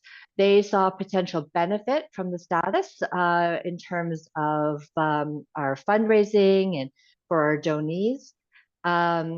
And so, it started in 2022. The board sought to get charitable status. That status became official in 2023. Over the past year, the 2024-2025 board has done a lot of work to find out what having charitable status actually means. How does it benefit us financially? What implications does it have for our work? What considerations are at play, particularly at this time in our current political context, which has shifted dramatically since 2022, you could say. So what we have done, really, we've been learning a lot. We sought out legal advice to decipher all the technical language in the Canada Revenue Agency fine print, and we had a review of our activities and practices to make sure we were in compliance with the CRA and fully understand the implications and the boundaries around what we can and cannot do as a charity. We've also spoken with other advocacy organizations who have charitable status to find out how they navigate the do's and the don'ts and learn from them how charitable status has supported their work or impeded it. So our board has very carefully documented this information in our discussions so that we can be transparent and accountable to you, our members, and to future boards. And in a nutshell, we see the benefits that our 2022 board saw in terms of appeal to donees and the new opportunities for funding. In this current context, it's good to have options outside of government funding, and we know that charitable status adds to the legitimacy of the organization. So we also see that we need to think very strategically about how we do our advocacy. To not follow the CRA rules has the potential to devastate the organization. So we need to be smart. At first, we were worried, but we were very heartened to learn that in actuality, we can do all the things that we've been doing already. The key is the work of Mom Stop the Harm is viewed as a public good. We're supporting families, advocating for change, and working to save lives. And this is in our mandate and in our charitable status with the CRA. And advocacy is any activity that aims to bring about change in policy, practice, public attitudes. And that's what we do. That's who we are. And that's not going to change. So what we can do, next slide, please. Sorry, I'm just having trouble seeing where we are. Yes, what we can do. Nope, the one before. What we can do. What we can do, never mind the slides, yeah, there we go. What we can do, we can continue to speak out against bad policy. We can critique lack of government action. We can hold events, mobilize the public to stand up and speak out against the harms caused by inaction and political decision-making. We can educate the public about the social and political roots of the problem that is leading to deaths, incarceration, and other harms to the people we love. We can share our stories in the media to change hearts and minds, and we can meet with decision makers, politicians, and leaders to have them hear what we have to say. Just this week, actually, a few of us met with the Minister of Health in Saskatchewan. So we can demand change from our government and demand evidence-based policy that supports the health, well-being, and autonomy of people who use drugs. And next slide, please. So we can do all these things, but we have to be smart about it.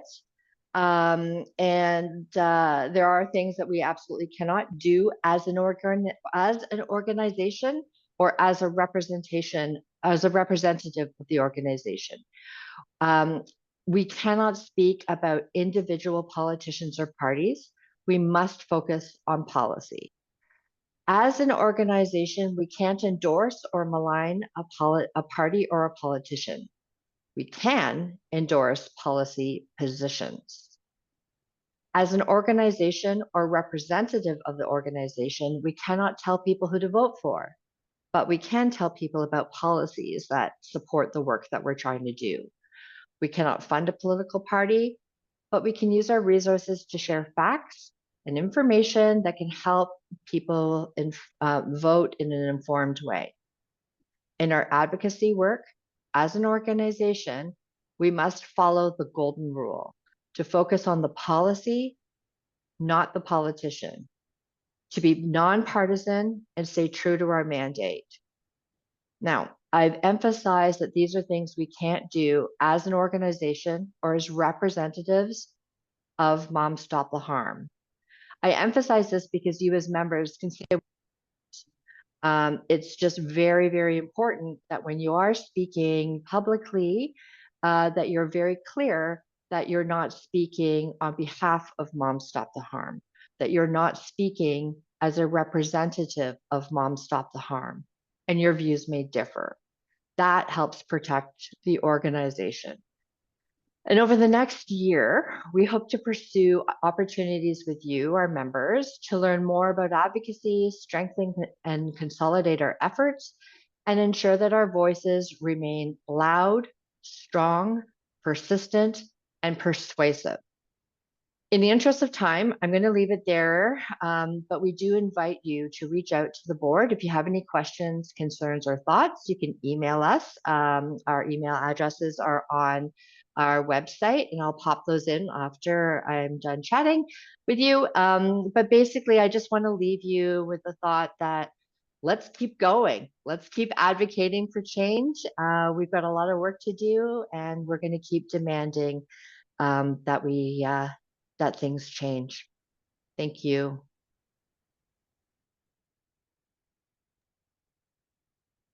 Thank you, Rebecca. Sorry, I think we should all know by now, we should leave me up to the technical stuff like, advancing slides or even having the correct ones going.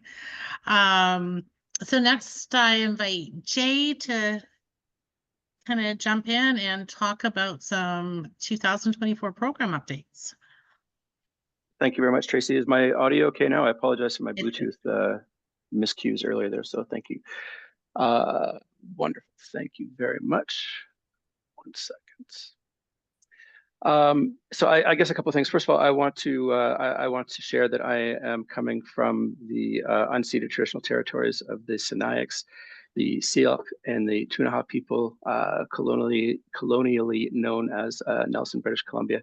And before kind of getting into my remarks, I definitely want to acknowledge Elder Susie, who opened us up in a really thoughtful and appropriate way today. So I want to offer my gratitude and respect. And additionally, to thank our keynote speaker. Never in my wildest dreams would I have ever imagined I'd be sharing a stage or Zoom or platform like this with someone as revered as Lisa Lapointe, someone whose advocacy and leadership I've admired greatly for many, many years. So it's a real privilege to have her be here today. So I want to make sure I say thank you to her for joining us. And as Tracy mentioned earlier, I spent over a dozen years working in Vancouver's downside as manager of communications, manager of community engagement with Union Gospel Mission, and later served a number of years at Pivot Legal Society as chair of their foundation board, and later as their director of development, before doing about another 7 years at as chief communications and marketing officer at BC Women's Health Foundation. And I come to Moms Stop the Harm as someone who appreciates structure, efficiency, and process.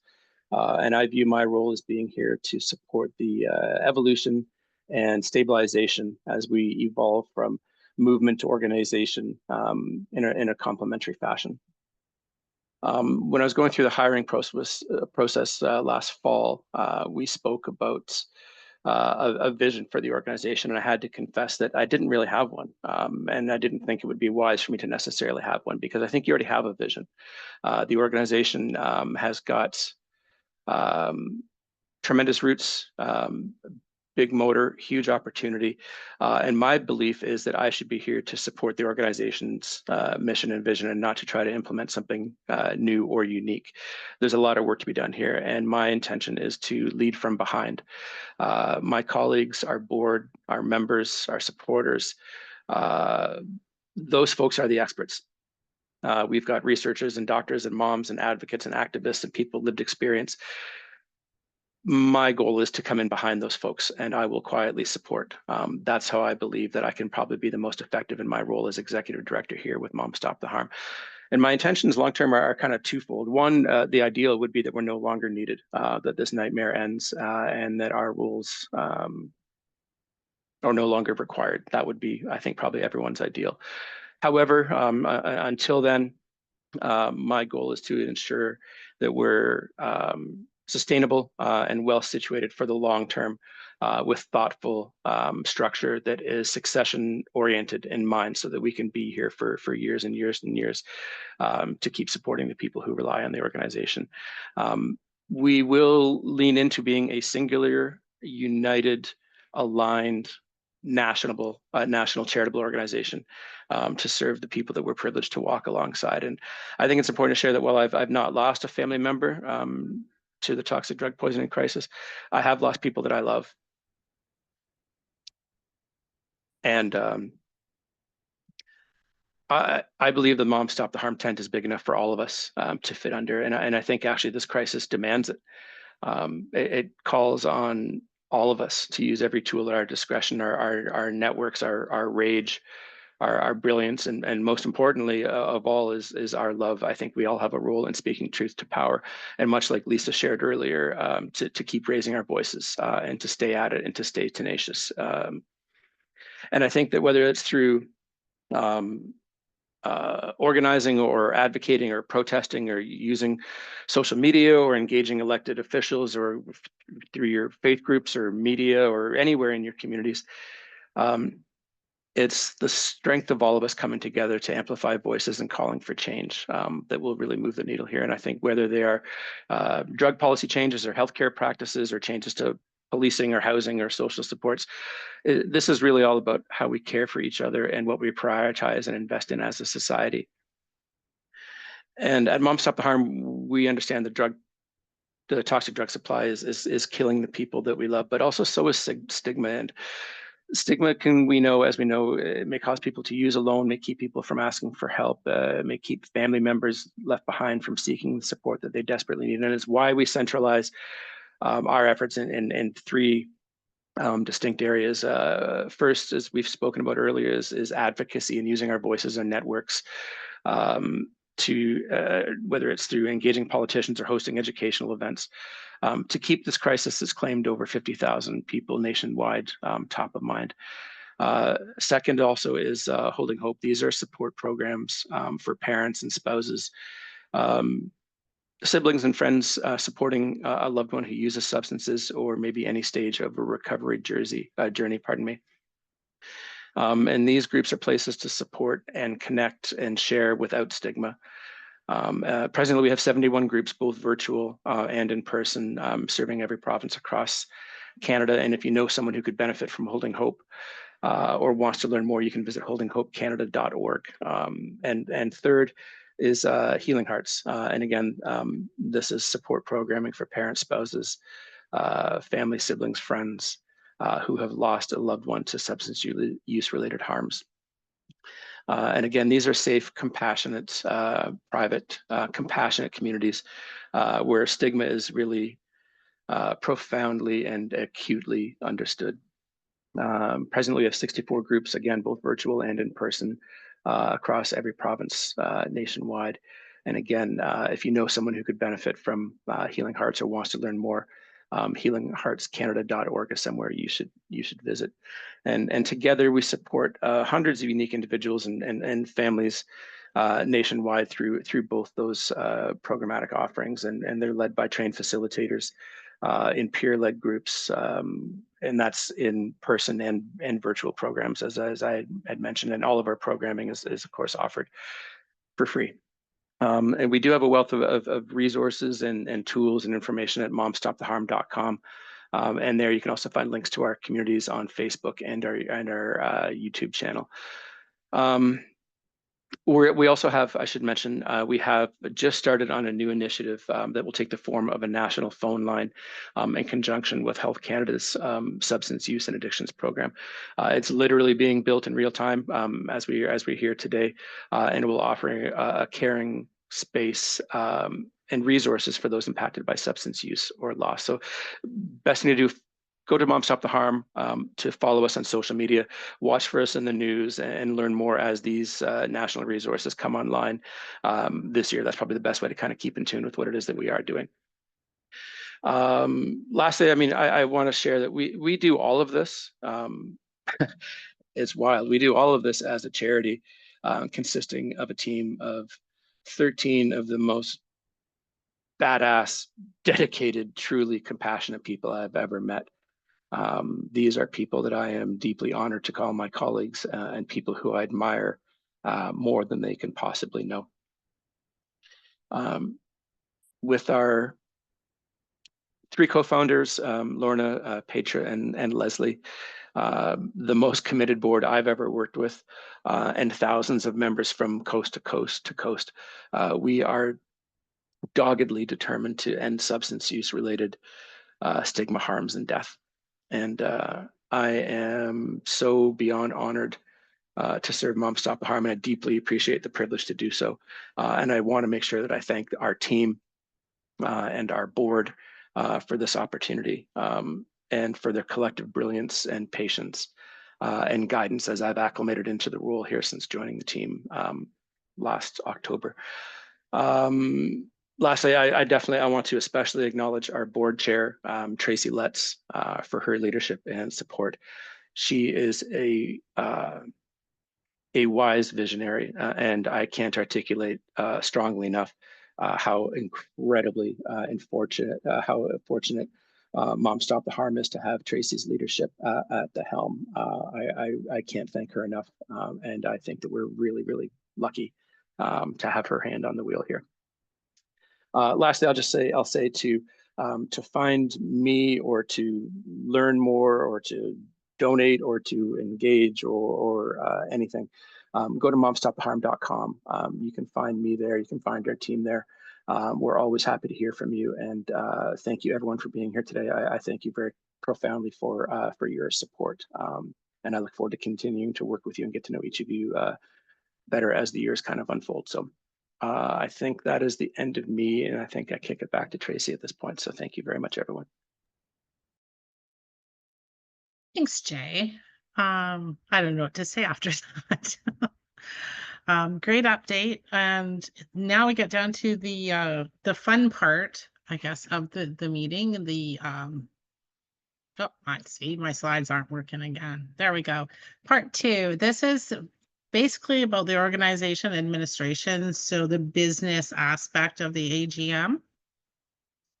So we do have a couple of motions that we do have to get through. So this is where we're going to be utilizing the Mentimeter.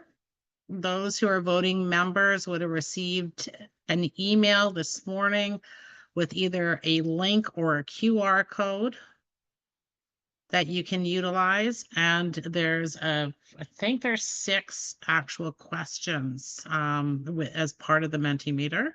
So if people could get that open and ready to go, that would be great. And if you are a voting member and you didn't receive this link, please let us know in the chat, and Antoinette can send you the link directly to your personalized chat. Okay. So the first thing we want to start with that is we're going to do a test. If you have Mentimeter open, is that there's the initial first question is regards to where you are today. So if people could actually, are we ready, Antoinette? Yes, and I'm just looking in the chat at some people that didn't get it are not registered as voting members. So that would be why. So, Okay. yeah, and you can go ahead. Okay, so the first question in that is where you're located. So if you could just fill that out and hit submit. Tracy, some of us have actually, it's around the approving the minutes is the first question. Really? That's what I have. That's my big question too. Is it too? Okay, so not Then every, you might have the old link. but it's working. That's so weird. That's the new one that I got this morning. Yes. Okay. All right, so those who have the one with the province, can you please fill that out and set it in? If you don't have that, don't go past, just stop at that point and we'll get to the next one. What are you showing, Antoinette? I am in there and I am not getting any results on the first question. What province are you joining us from? Okay. I found too, like Tracy and Antoinette, I logged out thinking that maybe I joined the wrong Mentimeter because I didn't have that first question. Mine was on the minutes too. But now that I logged back in, I think it went forward one more question. Like now it's on financial statements and I can't get back to the original one. Like I don't know how to get back. If I log off and log back in, it's like moving me forward questions. When we tested this, it was working. So we have two options. We can continue on with this, or we can, were you able to, we can do the Zoom polling? Antoinette?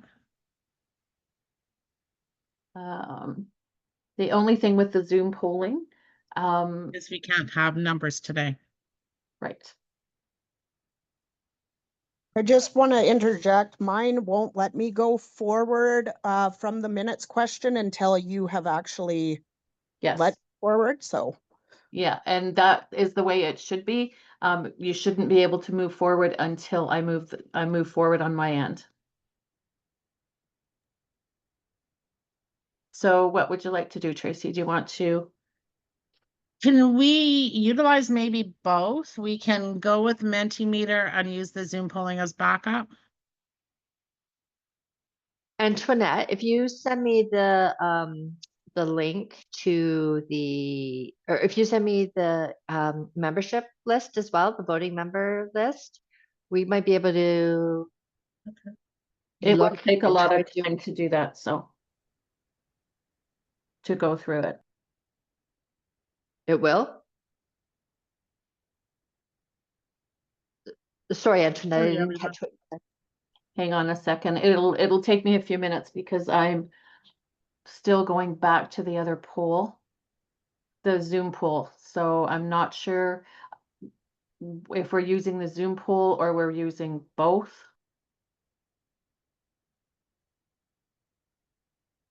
Can we use both? Can we?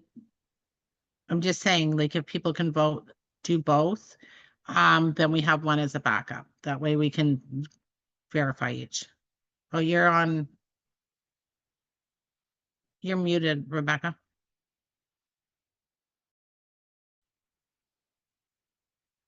Sorry, everyone. We thought we had this technical stuff figured out, but there's always a glitch.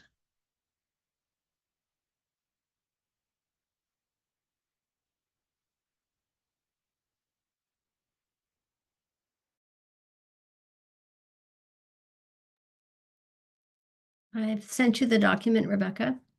It should be in your email.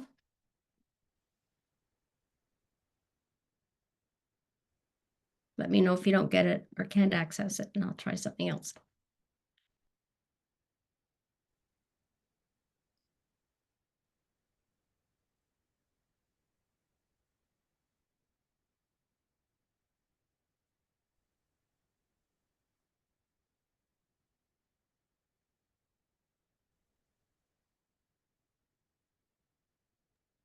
I got it.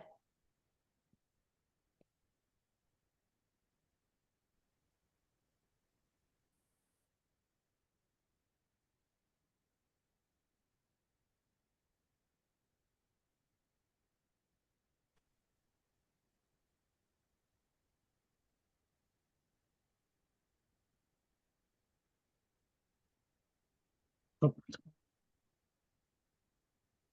I'm not sure.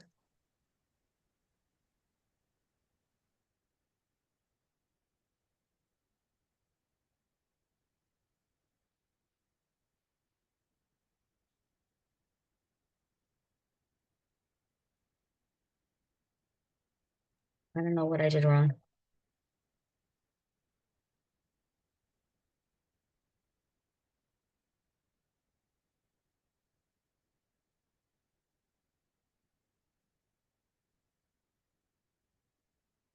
Okay, so can we have the, bypass the first question in the poll?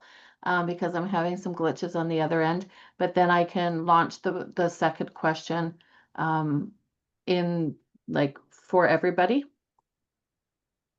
which is your first question? Okay, so the first question is motion to approve the minutes from 2024 AGM as discussed. Okay, so you can go with that one? Can we just do that as this is, because I have them all combined in the first one and I want to launch each one of them separately so people don't get confused. Yeah. Okay, so why don't we start with that? So we do have first motion that we have on the table today is a standard one, and that's to review and approve the 2024 AGM minutes. Those minutes were supplied to everyone in the package that was emailed out to you. Do we have any additions to the minutes or corrections that are deemed necessary? From anyone? Have people had a chance to review them, hopefully? So we're good? Yep. Troilana? I move the motion. Okay. So we have a motion on the table. Do we have a second? I second it. Okay. When you, if you're gonna second, can you put your name first? Can you just say, I'm Jody? Jody Bittner. That just will make it easier for us, because on this, we only see like one or two. We don't see a full screen of people. There, Jody Bittner, second. Okay, thank you. Troilana moved the motion. And moved up. All right. Do we have anybody abstaining from the vote? Or we can go ahead and vote on the Mentimeter. You can either approve, say yay, nay, or abstain. And you can vote now. That worked. We have people voting on that one. How exciting. Good. All right. Give everybody a minute to get their vote in.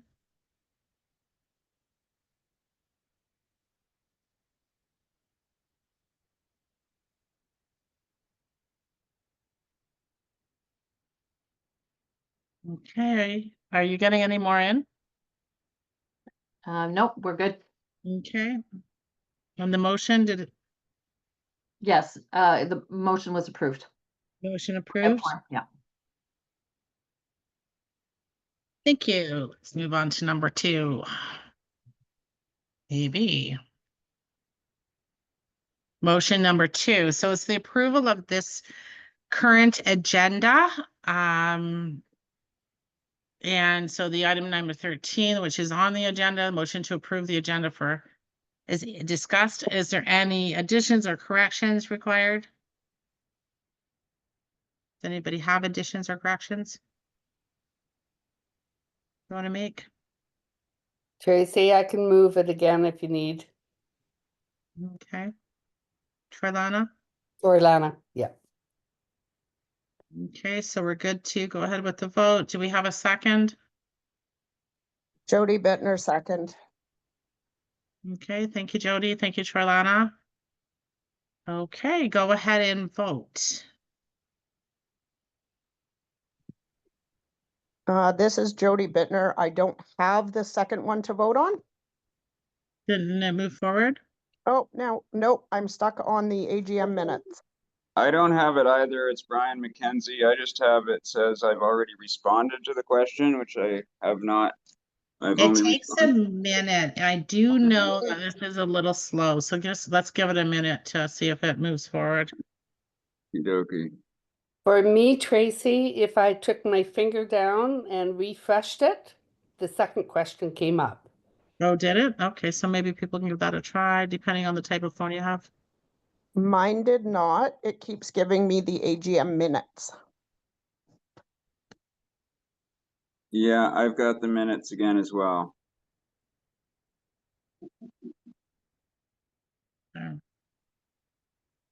I just launched the poll for this next question. I don't know if it shows up on everybody's screen. It shows up on mine. Oh yeah, I see people are voting, so. Okay, this is the Zoom poll? Yes.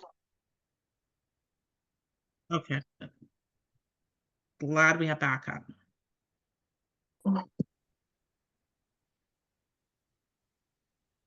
Yeah, I'm still stuck there as well. Okay. So we can check afterwards. We have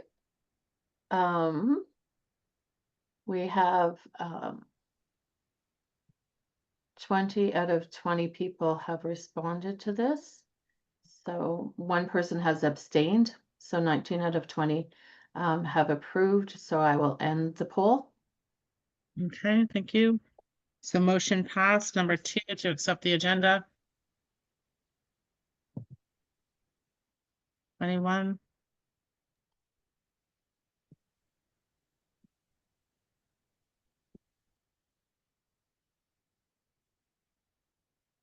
Okay. So as part of your annual report that you received, the 2024 audited financials were included in the annual report. So what I'd like to do is make a motion to approve those year-end financials as presented. Those were our year ending March 31st, 2024. Our current 2025 financials are not available as they are with the auditors. If anybody has questions in regards to the year ending 2024 audited financials, we do request that you send us an email and we can give you a more detailed explanation to the questions that you're asking. Does anybody have any questions? Is that a question, Troilana, or a motion? You're muted. There we go. I'm just wondering under reviews, revenues, sorry, it has BC Ministry of Mental Health and Addictions. And I'm wondering what the difference between the 2 years were. Was it just a new form of money coming through, or we just hadn't applied for it the year before? No, so it's different streams. So at the moment we have Health Canada, which is the SUOP, and that funds a lot of the national programs. We also have had three different streams of BC government funding, 3 different grants. They start and stop at different times. March 31st is the end date for all, but that doesn't mean that they're like, one may be only a 1-year grant, or you've asked for an extension, so we get a little bit longer to spend those funds. So they're not all exactly the same. So right as it stands right now, we have 4 years of SUOP funding. We have 2 years left on a couple of the BC grants, but 1 grant ended. So that's where you're going to get different dollar values from. All right, that's good. I was just wondering about that stability of the funding, whether it came 1 year and then not the next, and whether that was of that. I think Leslie might have a better answer for this one than I do, because I don't necessarily remember the year, but we did have a one-time funding from the BC government a few years back that was fairly substantial. They basically recognized that we're doing something that they can't do. And it was in a conversation that Leslie had with Judy Darcy, the minister at the time, and she basically just wrote a check. So that was a one-time financing, and we haven't been successful in getting end-of-year financing or funding from anybody lately either. So it's getting tougher out there dollar wise. And same we're noticing as well with fundraising. People are really feeling that inflationary pressure, fundraising and those type of, oh, Lisa, sorry, somebody else is waiting. Get it. Donations are down. I think they're down across all sectors, so it's making it more difficult for us. So we're going to be looking at more robust fundraising endeavors moving forward too. Okay. So does somebody want to make the motion to approve the 2024 year-end audited financial statements? I think you moved the motion, but I can Did I? Do we have a second? I can. Okay. Try Lana. Thank you. Lana. Sorry. All right. So how are we going to give this one a go on the vote? We're going to do the poll. All right. Please proceed.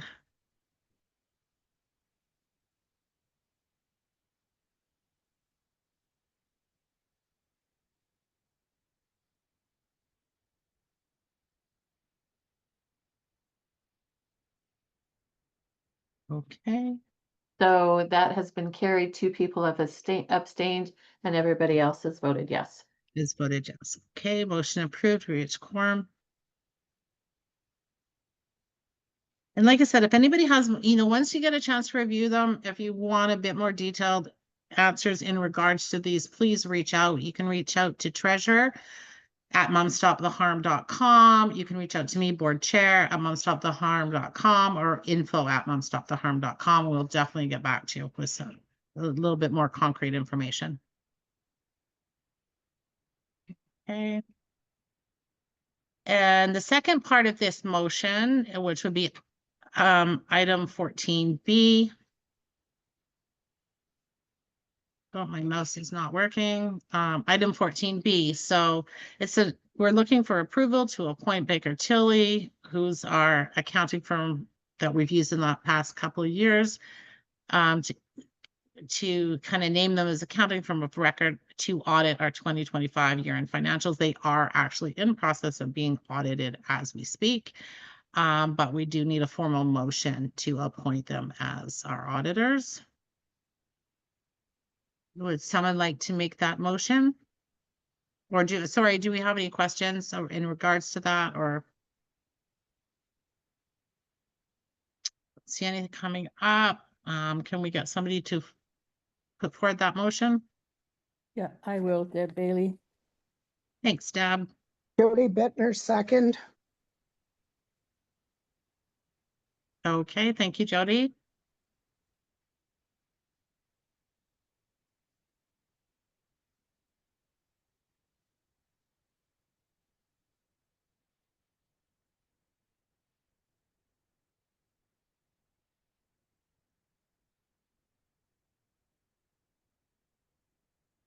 Okay, that has been carried. 2 people have abstained. Everybody else has agreed. Okay, so that was motion 4 approved. Thank you, everyone.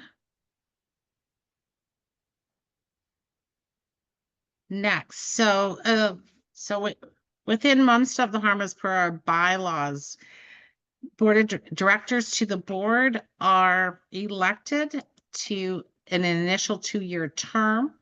They can stand for re-election after that 2-year term expires for 2 more years. And so what we do is we have a couple of existing board members up for re-election as they have completed their first 2-year term.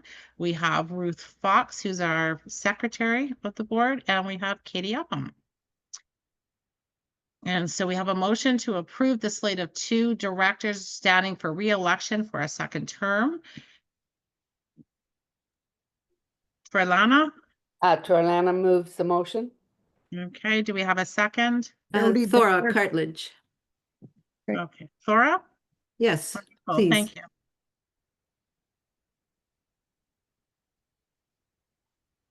Okay.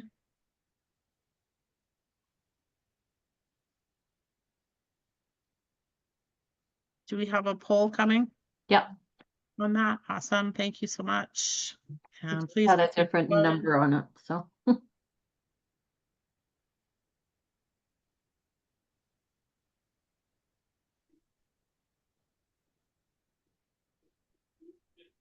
Okay, and that is carried. That is carried. Thank you. Just a quick note in regards to the election of directors. Mom Stop the Harm at the moment is actively looking for more board of directors. So if you are interested, please reach out to the organization. You can reach out to info@momstoptheharm.com or secretary@momstoptheharm.com. In particular, really looking for somebody with some HR experience and fundraising experience, but all applications are welcome. We do continuous intake on that as well.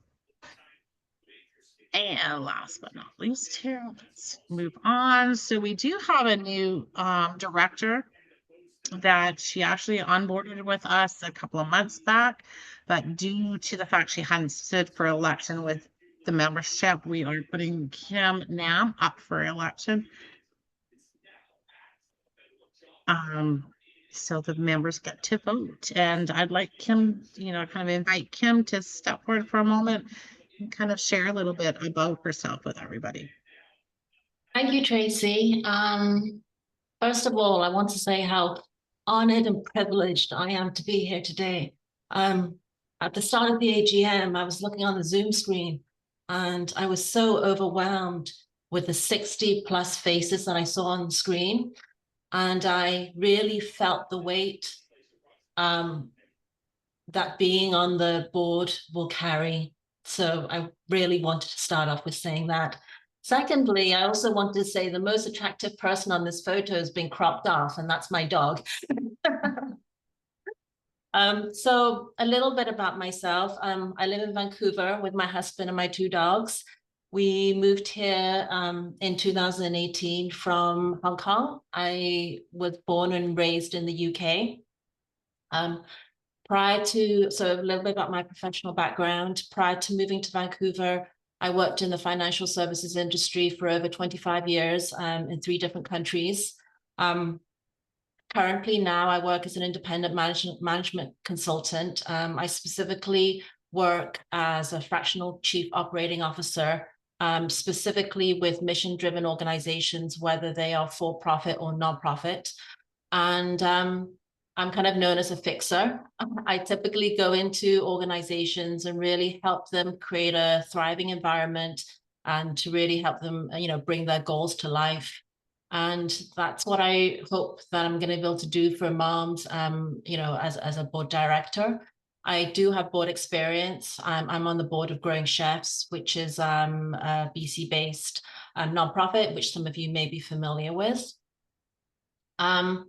So how did I come to be connected with moms?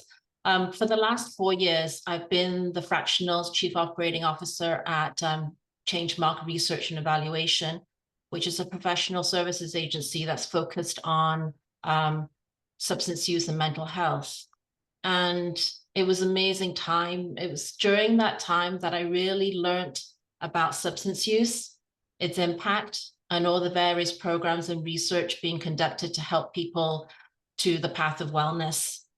And it was during this time that I was truly, truly educated. And I'm continue to be educated, and I'm very, very grateful for this. And it was also during this time that I heard about Mom Stop the Harm and ultimately got to meet Jay and Tracy.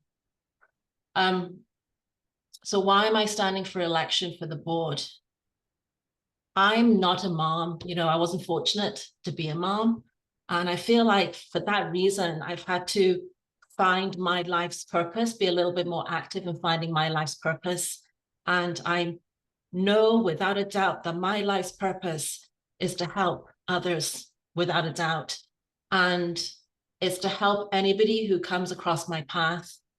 And now I have 60+ faces staring in front of me, and it's my life's purpose now to help every single one of you. And to me, a life is a life, and that's just it. And that's why I want to be part of the Moms Board, and I am honored and privileged to stand together with you all. And I take that quote from Tracy, stand together, to bring hope and wellness to everybody who needs it. So, so I hope that, yes, that you'll vote yes, but no pressure. Thank you, Tracy. Did you want me to add anything else? Oh, you mute. No, that was great. Thank you. All right. Thank you. So we can move to the next motion. Maybe. Oh, I can't. Anyways, there was a motion on my screen, which I've now lost. And that is to elect Kim to the board of Mom Stop the Harm. Do we have questions? Did you have questions, Rolana? Or a I'll motion? move the motion is what I was going to do. Move the motion. I get the feeling Trilana's just trying to push us along really quick. No. And Jody Bittner will second the motion. Okay. Oh, okay. Perfect. Thank you. Did anybody have any questions? Actually, before we jump, I was going to get to that. Does anybody have any questions for Kim? I do. Hey, Deb. Could you help with Vancouver Overdose Awareness Day on the 31st? We'll connect. Sorry, which date was that, Deb? August 31st. August, yes, I think I'm in town. Yes, and if I am in town, 100%. Okay, great. Yes, I also want to say that, you know, now we're all connected. My door is open to everybody here. So, you know, that just goes without saying for me. But Deb, 100% if I'm in town, for sure. Good. Thank you. Okay, so back to the motion. That was all for questions. Like I said, I can't see everybody's faces, so it's hard to tell if your hand's up or not.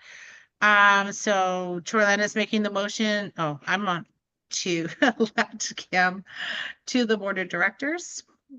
Do we have a second? That Jody seconded it. So let's go to vote. Okay, and we have votes in, and we have 4 people that have abstained, and we have the motion carried. So Okay, motion approved. Welcome aboard, Kim. Thank you. Okay, so the last motion of the day is it's about a meeting adjournment. So one thing before we get into that, I would just like to thank absolutely everybody who showed up today, who's taken part in the voting, has that commitment like we do to Mom Stop the Harm. And anytime you need to reach out to us, please do. Because we really want to engage with members more. We want to expand our reach. And we need all of us together standing in solidarity to make a difference. And so please reach out. Before you adjourn, Tracy, I just wanted to thank you for your role as chair. I know it's probably like herding cats sometime, which I just did, went and found my cat and got back in time to vote.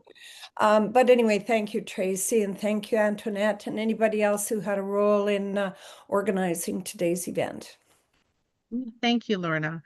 And that's true. There a lot of hands went into this today to get this running. We still had a few glitches, but you know, without particularly, you know, Rebecca, Jay, Antoinette, Ruth, everyone working behind the scenes, Katie putting together her presentation, we wouldn't be here doing this, you know, and there's an amazing team back here and group. It's a pleasure to work with absolutely everybody.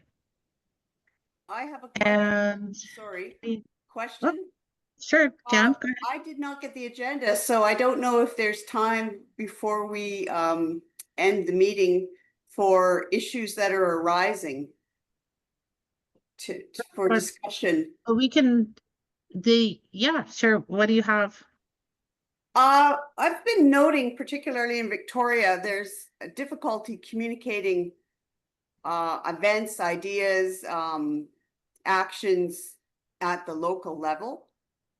And we have 2 BC Facebook pages, as you know, advocacy, and then the provincial liaison.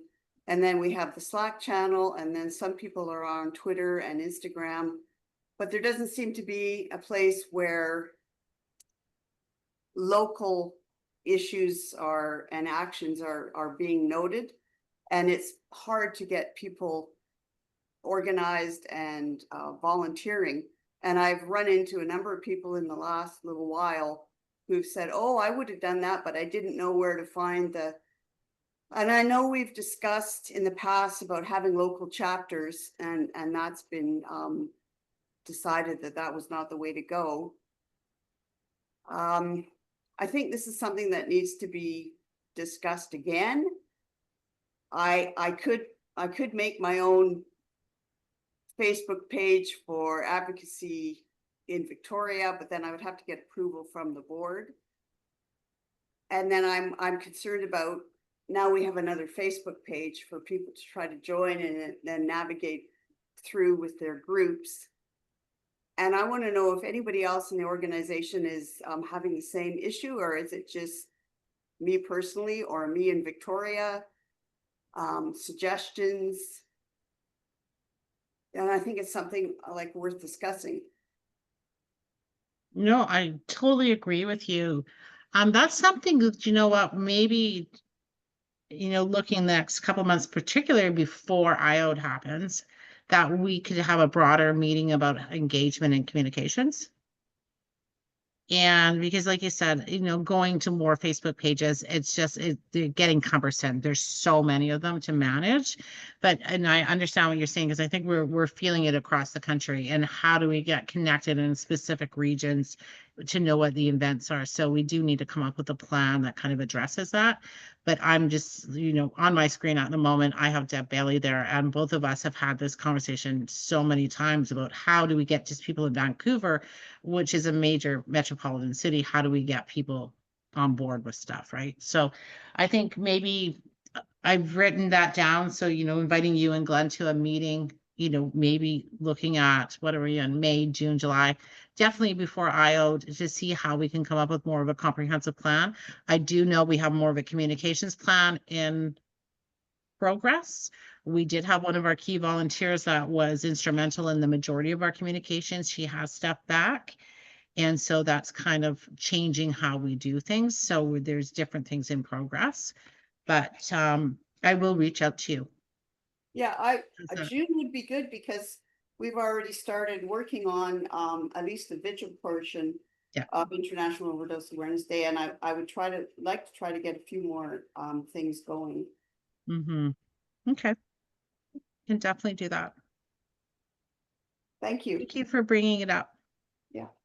Thanks. All right. So my last and final motion, unless anybody else has anything else they want to bring to the table, we're good.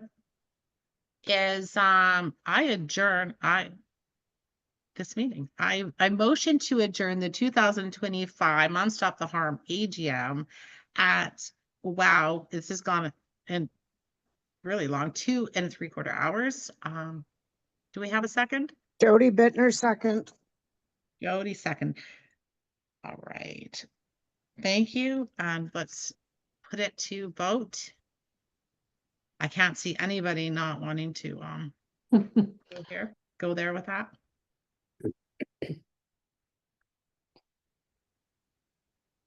Or what I can do is stop my screen sharing. And we can probably just do this with a show of hands. Yes. Let's go to gallery, the normal one. Okay, so in favor? Lots of hands up. Yeah. Oh, my own hand. For 2 hands. I really want to thank absolutely everybody that showed up today. It was amazing. Lots of new faces, lots of old faces, which is great to see people again. Lisa, just heartfelt thank you for being here. Yeah, it's pretty amazing. Lorna, we'll see you soon. And Tracy, thank you for bringing us through the meeting today. You did a great job. Somewhat on schedule. Somewhat. Awesome job. Awesome. Tracy. Thanks, Renette. Thank you for all the support. Absolutely. I'm going to stop the recording now.